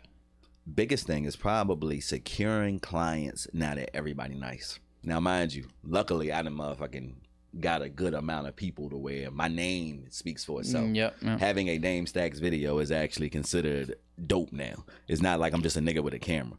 But in this day and age, anybody with an AI app or any of that shit these niggas can drop a dope video with an iPhone at any fucking moment. It's like, of course, it ain't still gonna be a professional video, but it can be. It can look good as like quality wise. It can look decent. Yeah, you'll be able to tell it's still a phone, but yeah, they can definitely. So now at this point, it's just the overflooding of niggas with cameras and the overflooding of artists who are not serious. I spend more time weeding through messages from people who I need to ignore than I actually do being able to find the actual clients that are gonna come through. You know what I'm saying? That shit is ridiculous. But other than that, securing clients and then trying to keep up with equipment. The equipment will kill you too, especially when you're just getting started and don't even know what you need. Man, because I still consider myself new to all the camera shit. I've been shooting videos for a couple years now, but like I haven't sat down like the way I did with engineering. I didn't do the same shit. Like I did sit down for the editing part, and I've been learning a lot with the editing, and I've definitely learned how to do a hell of a lot of shit with the editing part. But the shooting itself and the cameras and all the knowledge and lens, and there's so fucking much, dude. Like, it's been beating my ass. You know what I mean? Like, it's just so much to learn. Like, even the lenses on the two cameras, I was reading on to get, like, those are just, like, the stock lenses. I mean, they look decent to me, but, like, they're still not, I feel like there's better lenses out there.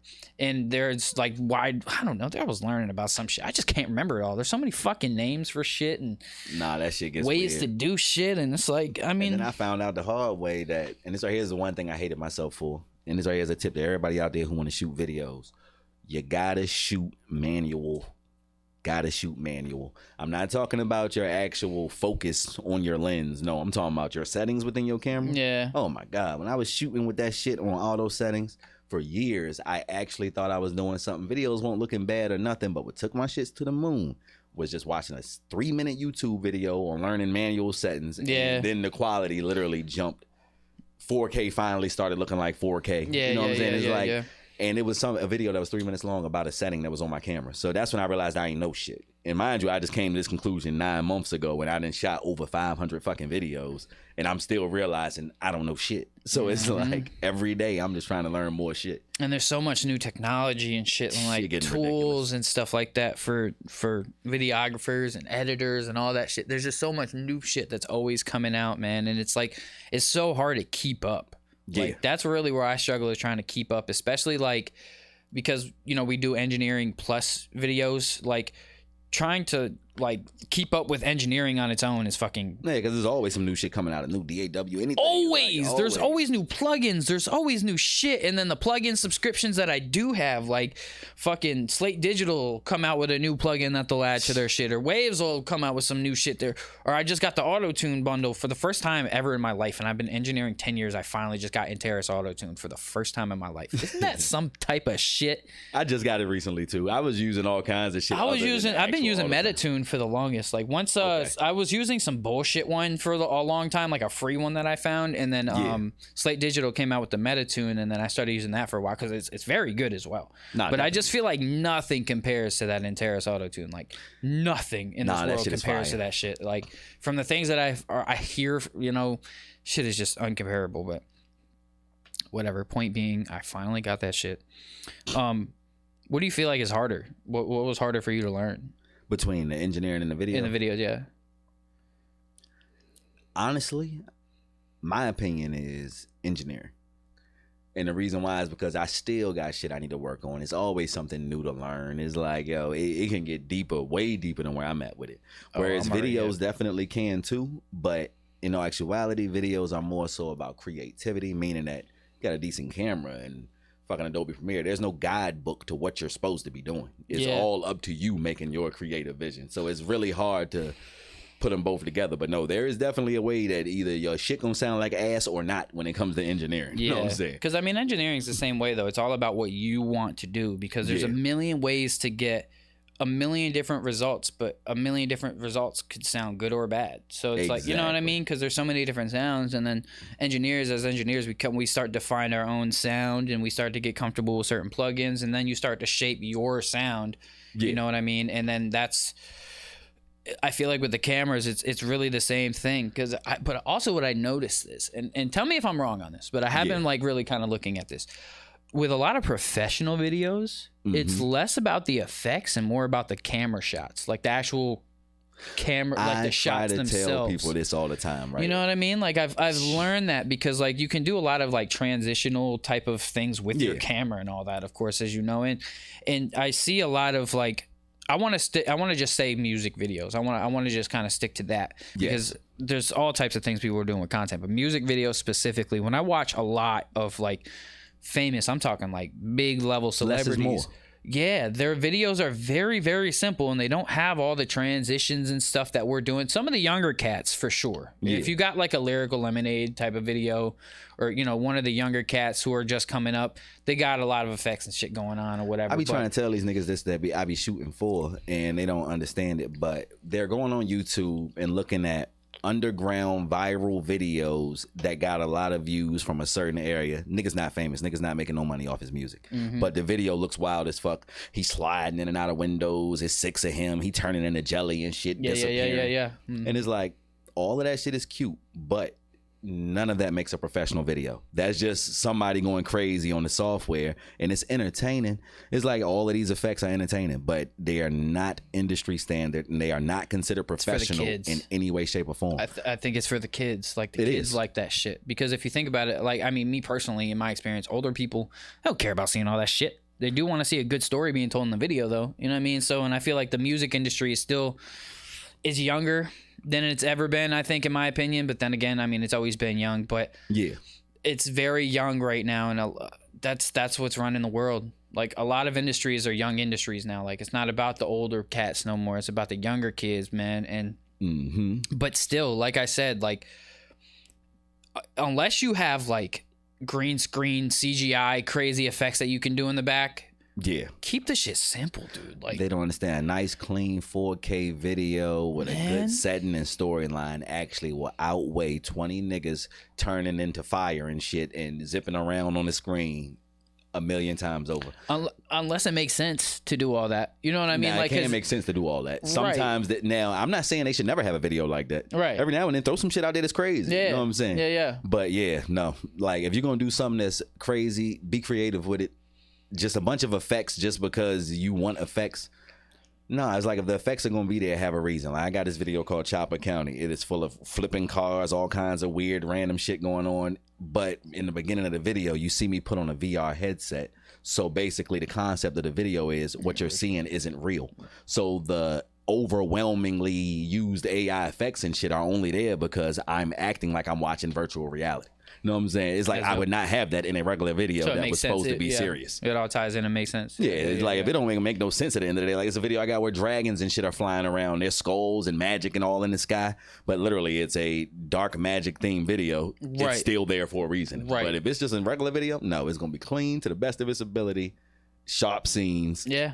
industry standard. Anybody can watch it, including your mother. Yeah. Not just some wild ass shit. You know what I'm saying? And I feel like when it comes to that, man, like getting these good, real good, smooth angles and shit like that, man, I think it's a lot of it has to do with like the equipment you got, like getting a good stabilizer, getting like good like dollies and trolleys and all different types of shit, sliders, and because I was actually watching some videos earlier, and it was like just people just making content, like just regular everyday content and shit. But the dude was using like this slider with his camera, just how it, made the whole smoothness of the whole scene. And then, like on TikTok and shit, I don't know how heavy you are on TikTok, but people do like how it was made and then show you the result type of thing. Exactly. And I love seeing that because like, I've always wondered with a lot of cinematic, effects, What they were actually doing. how it was actually done. Watching the how-tos will blow your mind. Yeah, because it's man. either going to be way complicated than you thought or nowhere near as complicated as you exactly. thought. And It's that's one or the other. and a lot of the shit that I'm seeing and noticing is like, it's really just, a lot of it is the camera itself. Like specific cameras are meant for like specific things, type of things. Like, That's true. Cinematic cameras, like what is it? Like the red cameras are like super The red, expensive. it's like a C3. It's a couple cameras out there, but the red, that shit, that's just starting off 14,000, no lens. them shits are no expensive. 14,000, no lens, no handle, no nothing. You getting a goddamn box that just say red on it for 14 bands. And that shit is because it was mad funny because Ed was mentioning, like, when we were talking about getting more cameras and all that, he was like, we should look into the red cameras, and I started laughing, bro. I literally was like, bro, do you know how much them shits are? Oh yeah, man, I found one for whatever he said the price was, and I said, you found a used one. Yeah. That somebody about to probably try to jip you for. No, Yeah, bro. nah, I'm gonna get reds a is so exclusive. Even the used reds, 10 bands. You know what I'm saying? I ain't gonna lie to you, bro. Like, I got that camera in the middle, the one that sees us all. Yeah. That one I got from somebody. Mm-hmm. And I mean, I don't regret buying it, but at the same time, a week after I got it, I started having hella problems.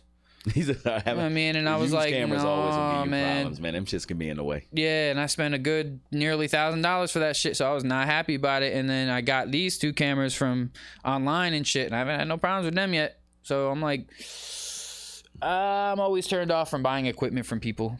Like, if you're gonna give me something for free, take it all day. But if you want me to buy it, I don't know. I'd make payments online before I got down. Buy a used one, to be honest. But yeah. I want to also talk about that, man. That's a very underrated thing that a lot of people don't know that they can do. Financing your equipment. Online. Financing your equipment online is a real thing. Do you have any gems for websites you could drop for anybody? I use Sweetwater. Okay. Because you got to have a firm through them, right? Sometimes.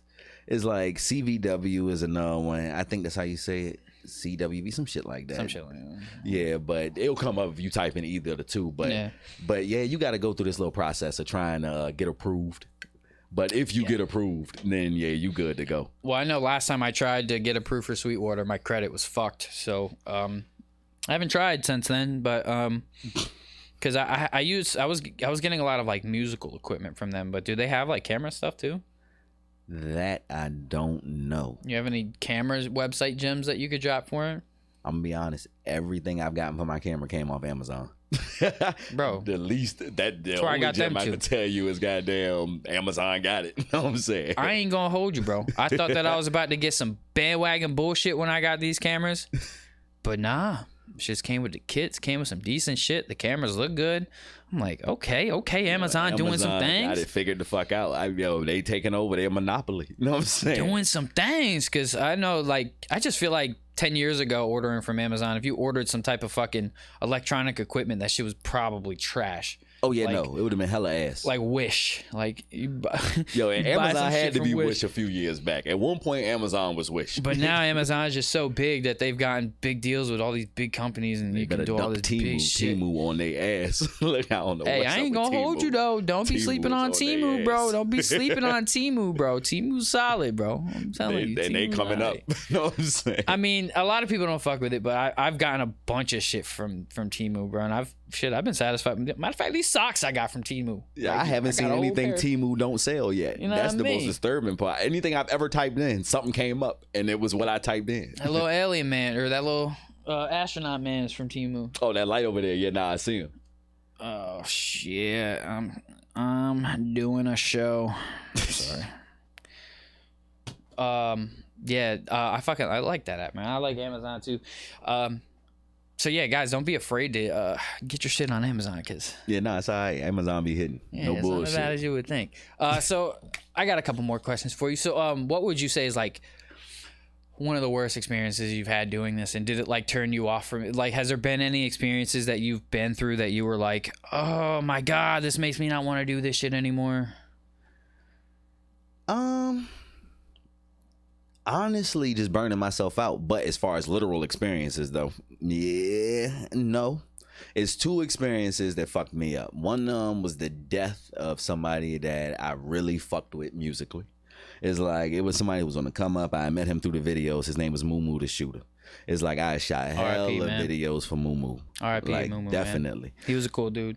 Yeah, so it's like me and him, literally, when I was still ass, like Moo Moo was fucking with me. I wound up doing like maybe 15 videos for him in total, and I kept getting better and better. He put me on to his cousin's 6 bands and all of them, so I started shooting videos for his whole little team. It's like, but when he died, because of how close I had got to him, that fucked me up. You know what I'm saying? It didn't make me want to stop shooting, but it made me realize that I have to take into consideration that my clients ain't gonna live forever. You know what I'm saying? My friends ain't gonna live forever. I got a couple clients who done passed, man. Yeah. Now at this point shit, I can count a lot of my clients who've been killed or who have had shit happen to them. So it's like, yeah, I'm kind of, I hate to say getting desensitized. But then another time I was shooting a video out the creek. It's a fucked up scenario. Nigga had just died. Didn't know him. You know what I'm saying? But man, he rest in peace. But they was having a balloon release or something at the video shoot that I was at. And I'm not even gonna say who video it was, but they'll know when they hear it. But everybody was down there. It had to be like 40 of us. Yeah, car rolled by and just shot into the crowd. Not only did he hit somebody, the dude that got hit bounced off my motherfucking truck, blood all over my rims. A bullet literally hit my rim, dented my rims. Now, mind you, this is all while we still shooting. You know what I'm saying? So it's like, yeah, I put the camera down. It's like, this ain't no me trying to pretend like I go hard or nothing. Everybody pulls their guns out, but it's too late. They already drove by now at this point. So now we all just standing in the front yard looking stupid. The police pull up right behind that, so everybody got to disperse. So now the only felonies left is us. We look like we was just the ones doing the shooting. It's like, but it was just a lot going on. But the stupidest scenario that almost fucked me up was a fire alarm at a hotel, though. We was on the first floor of a motherfucking, where was we at? We was at the Hyatt. They was smoking inside the room while we was shooting. On the first floor. They already know they're not supposed to be smoking. Fire alarm went off. It's 20 little niggas in the room. Everybody starts scrambling back and forth. Before we could even get out the door, the police was at the door with the manager saying, we already know what's going on. Y'all in here smoking. Every one of these niggas got an AR, a Draco, pounds of weed they were showing off in the videos, Glocks with drums and shit. It's like, it was so much out and open. At the time they knocked on the door, all you start hearing is niggas trying to put it in their pockets. Look, you hear duffel bags. All of a sudden I hear glass break. One of them jumped out the back window. Luckily we was on the first floor. All of them start running out the back window. This right here was it's on camera. But long story short is, yeah, that was the time where I was like, I'm not dealing with niggas no more. That's when I was done with niggas. You know what I'm saying? Have you ever like been in a situation where you had to give up your camera or give up your card to the police for evidence? Never for evidence, but I've had them take my camera's card and delete my footage in front of me. Wow. Yeah. So I know we were doing a party bus a few years ago. Well, this is a long time ago now, but we were doing a party bus, and it ended up getting surrounded by cops when we got to Suffolk. Somebody had set up the bus, but it was because of the bus was dirty. It had nothing to do with us. The bus itself was dirty, and Yeah. the dude who we're renting it from, he didn't tell us that the bus was dirty. So anyway, long story short, we get surrounded, and my camera guy who I was rocking with at the time, he was shooting a lot of the night. And then when we had got surrounded and all that shit and the cops came on, they had took his camera Yeah. and was like, yeah, we're going to need this, and we're going to need your card, and we're going to need you're going to have to come and pick it all up. Bro was pissed about the camera. He didn't care about the card, but he was like, why do you have to take my camera? Yeah, Like, what does the camera have to do with it? So I guess he was able to get that back like 2 days later, but Oh, okay. the card, he had to wait weeks to get back. He has got to wait till after the whole court date finished. Yeah, and there was nothing on it. That was the thing. Like, he had like some videos, but like there was nothing like incriminating on it. You know Yeah, what so I it mean? was So pointless. yeah, it was pretty much pointless for them to have. But I was just like, damn. Like, Nah, I they was could shooting really over there just- by NASA and research, and apparently I don't know. That's one. I recorded a plane that was in Langley's Air Force Base that they weren't supposed to have video of or something, and one of the officers actually came out and made me delete the footage of Langley being in the background in front of him. Damn. He ain't take the card or nothing. He just literally, he made me go through the actual video until Yeah. he seen what showed Langley, and he was like, yeah, you ain't get rid of that. Well, I see. Yeah, I can see like why that situation happened. Yeah, but he won't tripping other than that. He was like, I don't even want to do it. He was like, but I have to. yeah, it's his job and shit. Yeah, I mean, I get it. Like, a lot of these, man, some people, they just, especially when it comes to cops, a lot of times, man, they just gotta do their job, man. That's why I don't even try to fuss and fight with them motherfuckers. Yeah. Unless it's a cop just coming to be a dickhead, then I'll be a dickhead back. But if a cop's just coming to do his job, man, like when I got stopped for my DUI, I ain't try to fuss, fight, none of that shit, bro. I was just, fuck, You know if man. you drunk Did you or have not. some? Did you have some? Did you have something to drink? Yes, I did. I had a couple drinks. How long ago? About an hour ago. I lied. Yeah. And he was just like, all right, well, we're going to do some tests. All right. Did the test. I guess I failed because then he was just like, all right, we're going to do the breathalyzer. And in my head, I'm like, wait, I just did all these tests. Do I have to do this breathalyzer now? Like, I don't think I legally have to. But then he started talking about, if you say no, then I can take you to jail. And I'm like, once he said that, I said, nope, I'll do it. Go ahead. Just go ahead. Yeah. And then, of course, I blew. I was like way over. And then he took me to the station, made me blow again. And then that's the number he used, though, for my shit. So I appreciate that, cop. Appreciate Yeah, that. nah, he You decent. know what I'm saying? Yeah, he was used that really a station decent dude. number. I could He- just he tell looked though, out. like it's 2 a.m. Bro is just not trying to, you know what I mean? I could tell when he was doing the shit, he really didn't want to do it. Like, Yeah. you know what I'm saying? But he was just doing his job. But I just shit, bro. I just whatever. I just cooperated completely, and then shit, bro took me to where I had to go. Let me go get my car. Well, I didn't drive it, but like somebody, you know what I'm saying? Somebody else that drove it for me. Yeah. And shit was all right, man. But yeah, fuck the police anyway, because man, I don't ever go out and I got whatever. Be the odds of that. You know what I'm saying? Yeah, nah, that's So, crazy. The last question I'm really gonna ask, and then well, I have 2 more. This one specifically. Talk to me about the music scene in Virginia. Like, what do you feel like the state of the music scene is? Do you feel like it's starting to succeed? Do you still feel like it's in a hole? Do you feel like there's any chance for VA to really boom the way it used to in the 90s? Like, how do you feel? Now that right there is a very I know it's hard, but is a hard question to answer. But here's the thing: be real, bro. the problem with Virginia's music scene right now is we don't have what the '90s and the early 2000s had, and the people who do have it, they don't get no shine. So, for example, the reason why Virginia stood out back then, there was 2 reasons. One, cocaine capital. It's like every rapper was rapping about how they needed to come to VA to get that shit off. They already knew what time it was. There wasn't a single rapper who wasn't rapping about Virginia because of that very reason. So we already had the street recognition. And then when it came to the music, we had some of the most creative individuals to ever make the music. Like you talking about Missy, Timbaland. It's like, yo, niggas was weird from Virginia. Yeah. And the people who weren't weird, they were greats, whether it be Trey Songz, Chris Brown, know what I'm saying? Even the Clips in them. It's like, yo, everybody was dope, original, had their own sound, their own lane. But then we had a little time period where we won't have no artists actually get on from this area. Yeah. Why that happened, I don't know. But the thing that made happen is all of the new niggas that came up, they all sound like somebody else. So it's That's like where they're we're at all, now. Yep. yeah, they're all pretending to sound like another area's rapper instead of doing what Virginia is known for, which is being so different that no one can copy you. So there's nothing that Exactly. stands out. Exactly. Like, have you seen the what's it, the Missy and Timberland like documentary thing they did about, you know, when they were coming up together and shit. Yeah. She was saying that she didn't listen to no other music at all for like a year, and just so that she didn't get any influences from anybody. Nobody's doing that no more. Nobody's doing that no more. Because even me for a long time, bro, I really wasn't listening to music like at all unless it was my own. But then I still was here and there, but like not, it wasn't like cold hard, just nothing but my own music. It's still, you're getting outside influences from here. I mean, but it's also different now because we have social media and shit. So you really kind of just, you're going to hear shit. Yeah. So, but I want to say that that's an underrated answer, because a lot of the first answers that people give is the support system, which is very true. But at the same time, it's also about how people act. Exactly. And if you notice, you actually just said something that is definitely a real thing. But if you notice, supporting didn't come across in my mind. It's like, yo, look, I forgot that, no, Virginia is a motherfucking, this bitch is a tough act. You know what I'm saying? It's like you have to be popping already in order to get recognition around here. And that's because even for me, like, I'm seeing the stuff Gifted Hands is doing. You know what I mean? Like, magnificent. I got phenomenal. You know what Unreal. I mean? But it's like, how many people around here are really talking about him besides, I mean, the people who matter, honestly? Because I'm gonna tell you what it is too. And Virginia is also, other places don't have this problem. Virginia is the only place I've ever encountered that actually thinks that it's a negative or it's somehow downing yourself to be a fan of somebody else or supportive. So let's say, all right, we can take Gifted Hands for example again.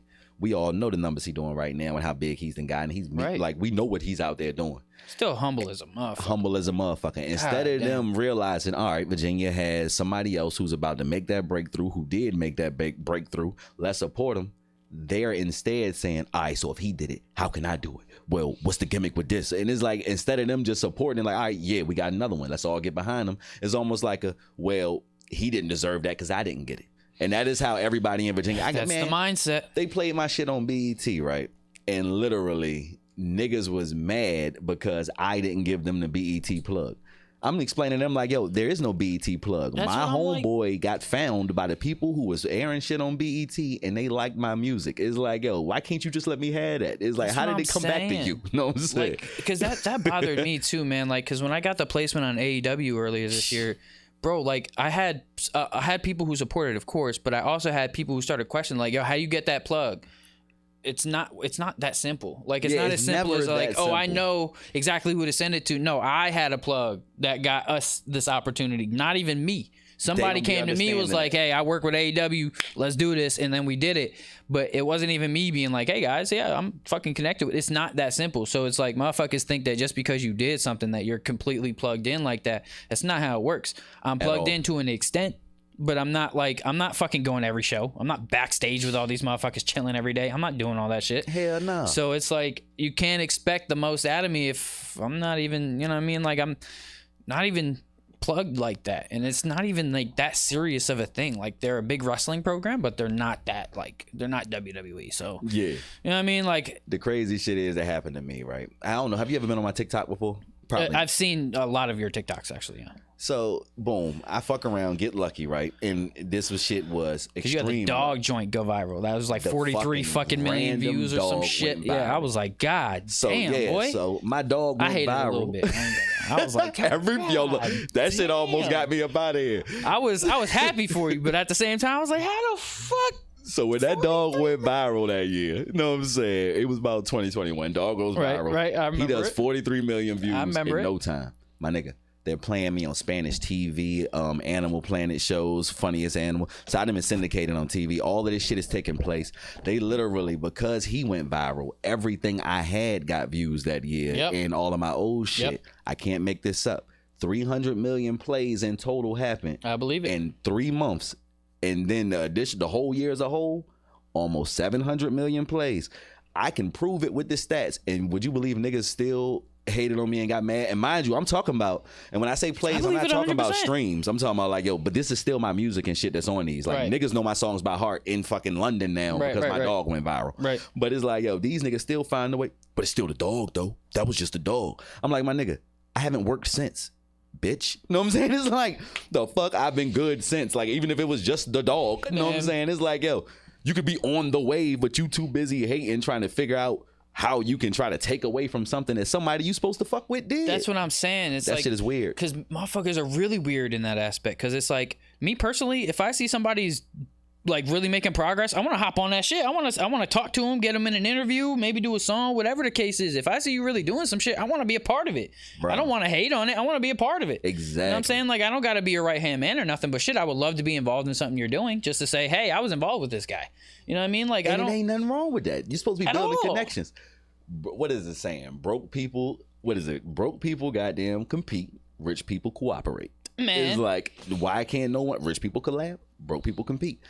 Every time you see big YouTubers and they're getting bigger, what are they doing? They're literally Collab with hitting all up these other other- YouTubers and, yo, we should do a video together. You do top 10s, I do top because 10s. they Let's merge our fans. They understand Niggas ain't the never audience worked. aspect. It's like, because a lot of these broke people who are competing, they've never had a huge audience that they are like, oh, well, you have a big audience, I have a big audience. Shit, our collaboration can really make us both some money. No, it's, oh, I've collaborated with this dude and we ain't get even 10 views on the song.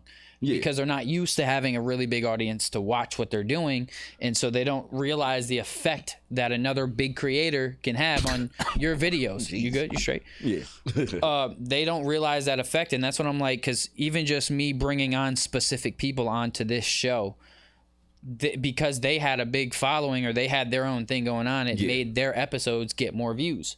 You know what I mean? And so it's like, that's what it should be about. We're all supposed to be doing shit together. Like, this is how motherfuckers are blowing up. Like ATL. You have like Young Thug, that whole group of motherfuckers. Yes, there's a lot that went on behind the scenes that got them all caught up. But that motherfucker put a lot of people on.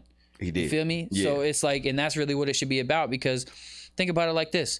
The more people you have in your circle who are all doing shit, the more money you all can make easily together. Easily. I don't understand why they don't realize there's an infinite amount of money.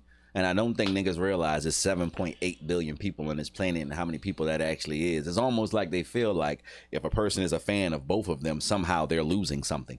Like, nah. Man, and that's been the biggest Our thing of that. state's supposed to be hot. Fuck an That's individual. what I'm saying. Know what Like, I'm why do you saying? feel like because you're he likes your music, he's not gonna like my music too? Like, I don't get that mindset that a lot of people have, man. It's like, why are you competing for fans? Me personally, I listen to all different types of shit every day, bro. I'm not listening to motherfucking the same person all day. I get sick of listening to the same person all day. And this boils down to the shit I see in basketball. I'm just going to use this as an analogy because it's actually crazy, but it's the same concept. The arguing between who's better between Jordan and LeBron. These niggas ain't even play at the same time. Man, It's like if both niggas rich and both niggas made it, how the hell does there have to be a decision of who? It doesn't fucking matter. it doesn't nigga. matter. It's like, yo, like, why are y'all arguing that two successful black? There's no reason to compare them ever. If you comparing them two, that explains why you broke. Like, I mean, Anybody who's comparing two rich people, I know why they broke. I mean, I get like the competition aspect of it. Like, it makes it more fun. Like, oh, who would win? Who was better? I get the competition aspect of it. But, bro, people are like die hard about this shit. Like, They're really ready they to will fight be about this shit. Yeah, like they'll be fucking pissed. They'll be like, no, LeBron, no, Jordan. And it's always younger people and older people arguing about the shit. But to me, it's like, who fucking cares? They're both greats. They both have done If you make that tremendous Hall of things. Fame category, like, nigga, what if I jump in the room and say, no, Iverson? It's like, then what? Like, yo, it's too many of them. Why are we even... I'm glad they all made it. And if they had that mindset of, we got that many black Hall of Famers, it's like there would be more rappers in this area that man, they should be showing up 10 toes to support everybody in their area for That's the what I simple mean. fact that it's going to benefit everything around them, including themselves. Like, they Yeah. don't get that. They don't know how to make Virginia a mecca for music. Well, I think a big thing about it is that, like, because I know a lot of artists who they're willing to support. It's just that I don't want to say afraid, but a little bit intimidated because Yeah. it's like, am I gonna get the same back? You know what I mean? And the that's fucked with up a part is lot they're of not. artists. That's with a lot of artists. Like, they'll go out and they'll feel like they're trying to support people and get their IGs and shit, but they don't get nothing back. Like, no love back at all. You know what I Yeah. mean? Like, motherfuckers, they'll watch performances all night. They'll be the last one on the stage. By the time they get up there, ain't nobody in the building no more. Nobody in the building. That's But why I they don't was there, perform you in know what I'm Virginia at all. saying? Yeah, so it's like, man, it's it's intimidating for a lot of artists, and it kind of turns them off from trying to support others because they're not getting no support or love back. When sometimes it's not even about getting back, just give. I guarantee you, if you just keep give, giving, and it's gonna come back eventually. Eventually it'll come back. It might not be from that person that you're giving to, but you will start getting it. The energy that you put out is the energy that you're going to get back in, bro. I've really learned this in my life, bro, in the last few months, that the energy that you put out is the energy that you get in, bro. Because when I was a few months ago putting out a lot of negative energy towards everybody and myself and all that shit, I was getting a lot of negative results. But then when I started, healing myself and going on my journey, man, shit changed, bro.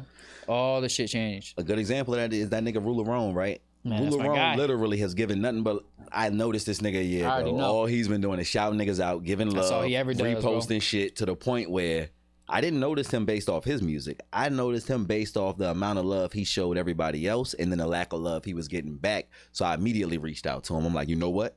That's all I need to see. You're too genuine to be in your situation, dog. Mm-hmm. It's like, yo, I'm gonna fuck with you. Anybody who's so genuine that even with no results, they're still giving their all just because they really want the area to succeed. How can I? Nah, hell no. I'm 10 toes behind you. Yeah. Nigga, know what I'm saying? Because you on the same thing I'm on. Yeah. If you look at this shit, as many videos as I done shot for niggas, as many people come to my studio, it's like I've never had beef in the area. There's no bad blood. There's no nothing. I've done nothing but look out, give discounts and favors. Right. Yet I can have a show. I promise you, I have over 100 clients that are immediate. If my show is not sold out every time I have a show, I should feel some type of way. Yeah. 90% of you niggas owe me money. 90% of y'all call me away from my family at times where I literally had my son or my kids in the car to shoot with me, trying to make sure that your dreams came true. And then it was time for me to perform or battle or whatever the case may be. And not only did you niggas not show up, you wouldn't inconvenience yourself with a ticket, and you just didn't give a fuck. Yeah. But then you keep expecting me to break my legs to make sure that your career is being funded the way, but damn, I need this. Damn, you bullshitting. Damn.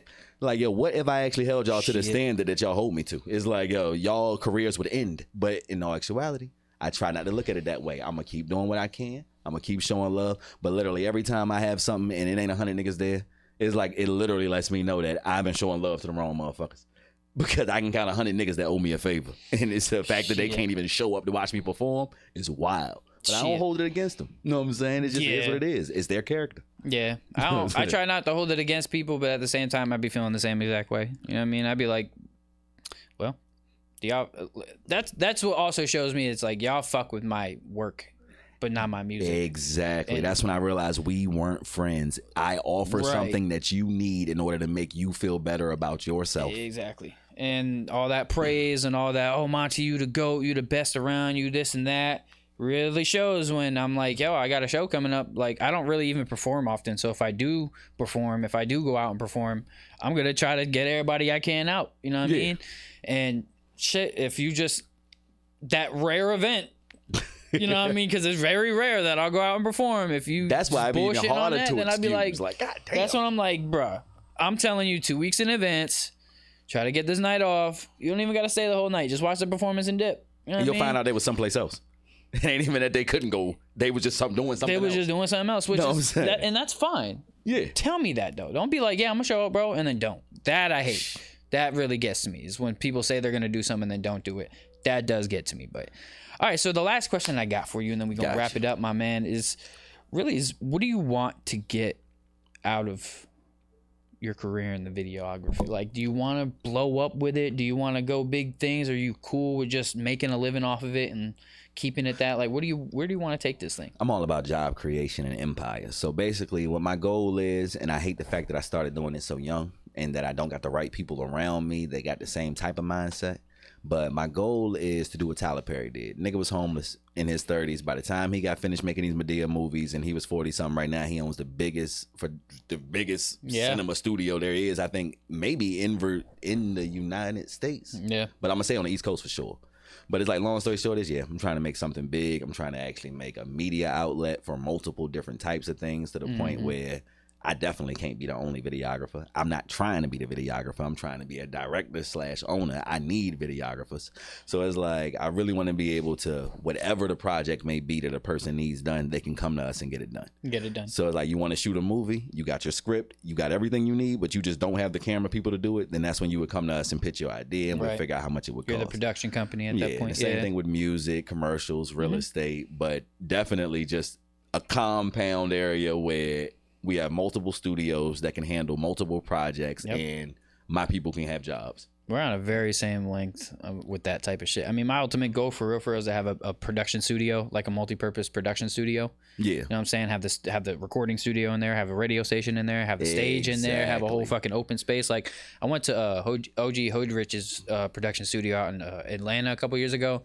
That is what we need out here, bro. Bro had a stage in there. He had everything I just described. Plus, he also had like a set for like shooting videos. And I've seen that shit too. Like, it's different sets that look different ways. Every one of them's different. Like, that shit is wild. Yeah, and that is well needed, bro. Out here would be a fucking dope thing. Like, and that's a big goal of mine. Because I don't even know if I want to do it out here, but just to have a production studio, all multi-purpose production studio, and then have a team of people.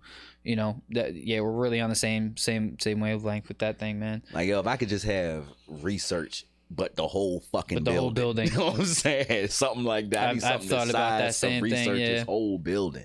But see, I want something taller though, because like I said, I want to have like a fucking a stage in that bitch and be able to throw shows and shit like that. That's you true. know what I mean?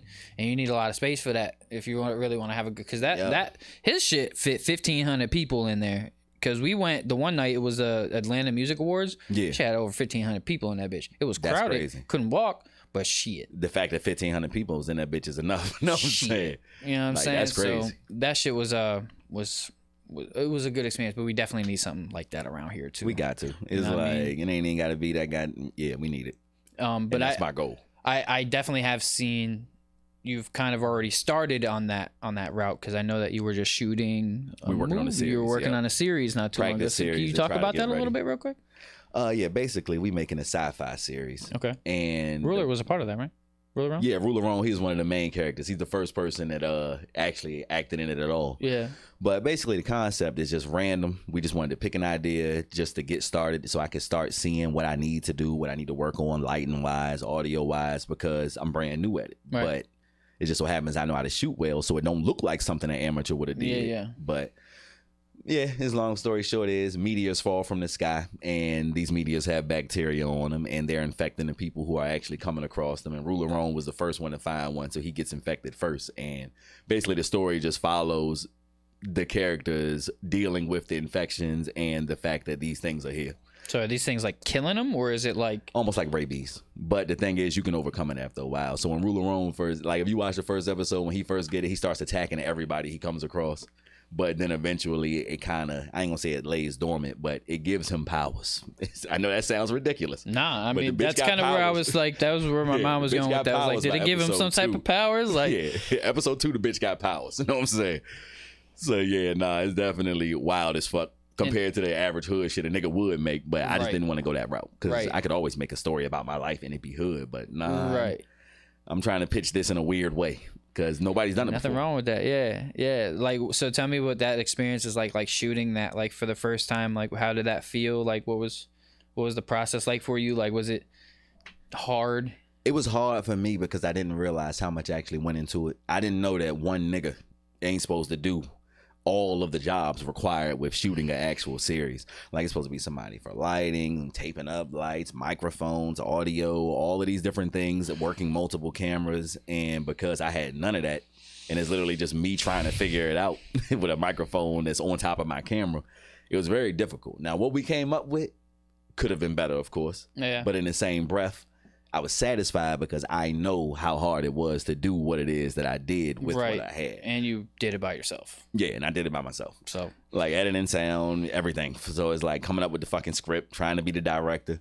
So in the third episode, what I'm going to do is probably branch out to a couple of motherfuckers because there's going to be more people in it. Mm-hmm. But instead of them keep being a little bit under 10 minutes, I'm going to try to start dropping the first 15, 20-minute ones where it's telling more of the story. Right. But eventually I'm just going to piece it all together to an hour and 30-minute movie. You know what I'm saying? That shit, I already know, bro. Just shooting videos on their own, even music videos, is a lot. And to be honest, I be shooting my shits. Like, a lot of the videos I've done has just been quick shits that just like run and gun. Run and gun, yep, man. But when it comes to that, hey, man, all kudos to you. I mean, I've always been interested in learning the production behind all of it as well, because it definitely looks like a lot of fun to do. And acting. It's just really just like breaking out of my shell in that aspect, because I've never acted before, and it's like taking it seriously. Yeah, I never be a acted before, and challenge. I didn't do well. You know what You I can watch the mean? second episode. You'll see me in there acting. I'm not gonna say I Is did it out? great. Like, is it? It's out. Can you send me a link? When Oh we're yeah, done? I'll send you a link to the first and the Please. second episode. My Please. acting is definitely it'll I be wanna- better I by wanna- episode 3. I want to watch it episode for sure. Yeah, meh. because I know I've never done no acting before. Never did no plays and nothing like that. But I know I've been around it. Like because I was in choir as a kid, and I was always around these kids who were acting, but I was never acting myself. But it's always something I've been interested in trying. Like, because I could tell a good ass lie, bro. You know what I mean? Yo, like, word. really make it sound like really super believable. Like, I got a scar on my stomach from when I got my appendix out, right? And I had a story for everybody that was telling them how I got stabbed and shit. And my story was so solid, bro. And nobody can pick that bitch apart. Nah, until I would I would tell them at the end of the story, like, yeah, I'm just fucking with you. I got my appendix out. But like, I got so good at telling it that I'm like, bro, I feel like I'll probably do this shit. You know what I mean? And Nah, that's you definitely could. I feel like I could too. I feel like it would be a fun experience, but I'll break out of my shell. I'll get there. The hardest part about acting for most people, and I had to realize this, is acting natural. And the reason why I say that is because the second you say you're going to be acting or you need to act, people immediately go to this weird ass version of themselves. Yeah. Instead of what would you actually sound like and what would you do in that situation Yeah. that you're being placed in. It's like, I think be it's- natural. Is learning how to become that character for real. Like, you Yeah. know what I mean? But I think just because I've been a wrestling fan my whole entire life, man, it's like watching how those guys are able to be Multiple people. multiple people, you know what I mean? Because they have to learn how to be good guys, they have to learn how to be bad guys. They have to go through a gotta whole learn- arc repeatedly. Like, Yeah. So and then like behind the scenes, some of the worst looking people on screen are some of the coolest dudes ever. Ever. You know what I mean? So it's like it's crazy to see, you know, the different transitions that people have to go through to go into a character. You know what I mean? And it takes a lot of mental work. Or like Heath Ledger playing Joker, he had really like did all this extra shit just to like really get into character and shit for like that. real. You know what I mean? And They said even on the days he ain't had to shoot, he was on set yeah, still just doing- acting like yeah, the Joker. so and it's he like, didn't have to be there that day. You know what I'm and so saying? like shit like that is like, damn, these people highest really level. really get into it, man. So hey, but I respect it, bro, because it's a craft, bro, and the best way you can like get better at your craft is by fucking being what it is that you're trying to be, you know, as far as like the character, man. Yeah, nah, that's real. That shit goes deep, man, and shit, all kudos to everybody who's out there acting, you know what I'm saying? Shit, man. So tell anybody else, or tell everybody anything else that you want them to know about you, where to follow you, all that good stuff. Any projects coming up? Anything? Shit. I just dropped a project. I want to say it was in October. Y'all can go check that out. It's on all platforms. It's called Tarnished. Okay. And basically, it is fire. Now, you wouldn't know it from listening to it, but it is Elden Ring inspired. Okay. The whole album was based off of me playing a video game while I wrote it. So it's like, but you won't get the references unless I tell you. But the album is fucking fire, though. 100%. And other than that, just check out for the series. And if you want to follow me, it is Dame Stacks on all platforms, on Google. It doesn't matter. DameStacks. But yes, if you type that in, it comes up on everything. Facts. Yeah, you can't miss. You know what I'm saying? Facts. Well, man, this has been a fun interview, man, and I've enjoyed this, of course, bro. I'm glad that we were able to kind of run it back and really chat. You know what I mean? Oh, no, I definitely got you. Man, I feel like there's some projects that are gonna come in the future with us, man. I really do. Oh, no, it definitely is. You know what I mean?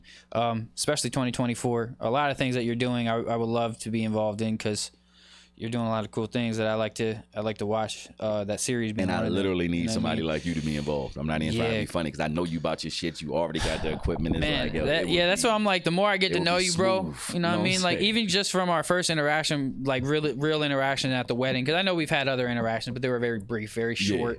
We didn't really talk to each other too much. Because I know I saw you at the Power by Virginia station a few times. Uh-huh. Like I said, we really didn't talk too much. You know, it was just quick interactions. But man, you're a cool dude, bro. You know what I mean? Stupid. You're a cool Thank dude, bro. Cool You know what I too. mean? And I do really feel like we're on like a lot of the same wavelengths with a lot of shit that we talk about, and shit's like we understand, bro. You know what I mean? And this Nah, is that's somebody real. who I can honestly say gets it and gets a lot of shit that I be going through too, because he going through all the same shit when it comes to his music and videos and all that shit, man. And shit is treacherous. God damn. Stressful, my guy. But yeah, man, I really enjoyed your time, bro, and I appreciate you coming out. You know what I Hey, mean? look, anytime you need me. Goddamn, Fuck I'll yeah, pop you know up what I whenever. mean? It's been another fun interview, guys. You know what I mean? And thank you for everybody who watched. Hey, I saw you in the chat, but you know you're about to be watching the other one later anyway. Yeah. until next time, until the next AVA interview, this is a Monty on the Track. Thank you again, Dame, for coming through. Till next time, y'all. Definitely.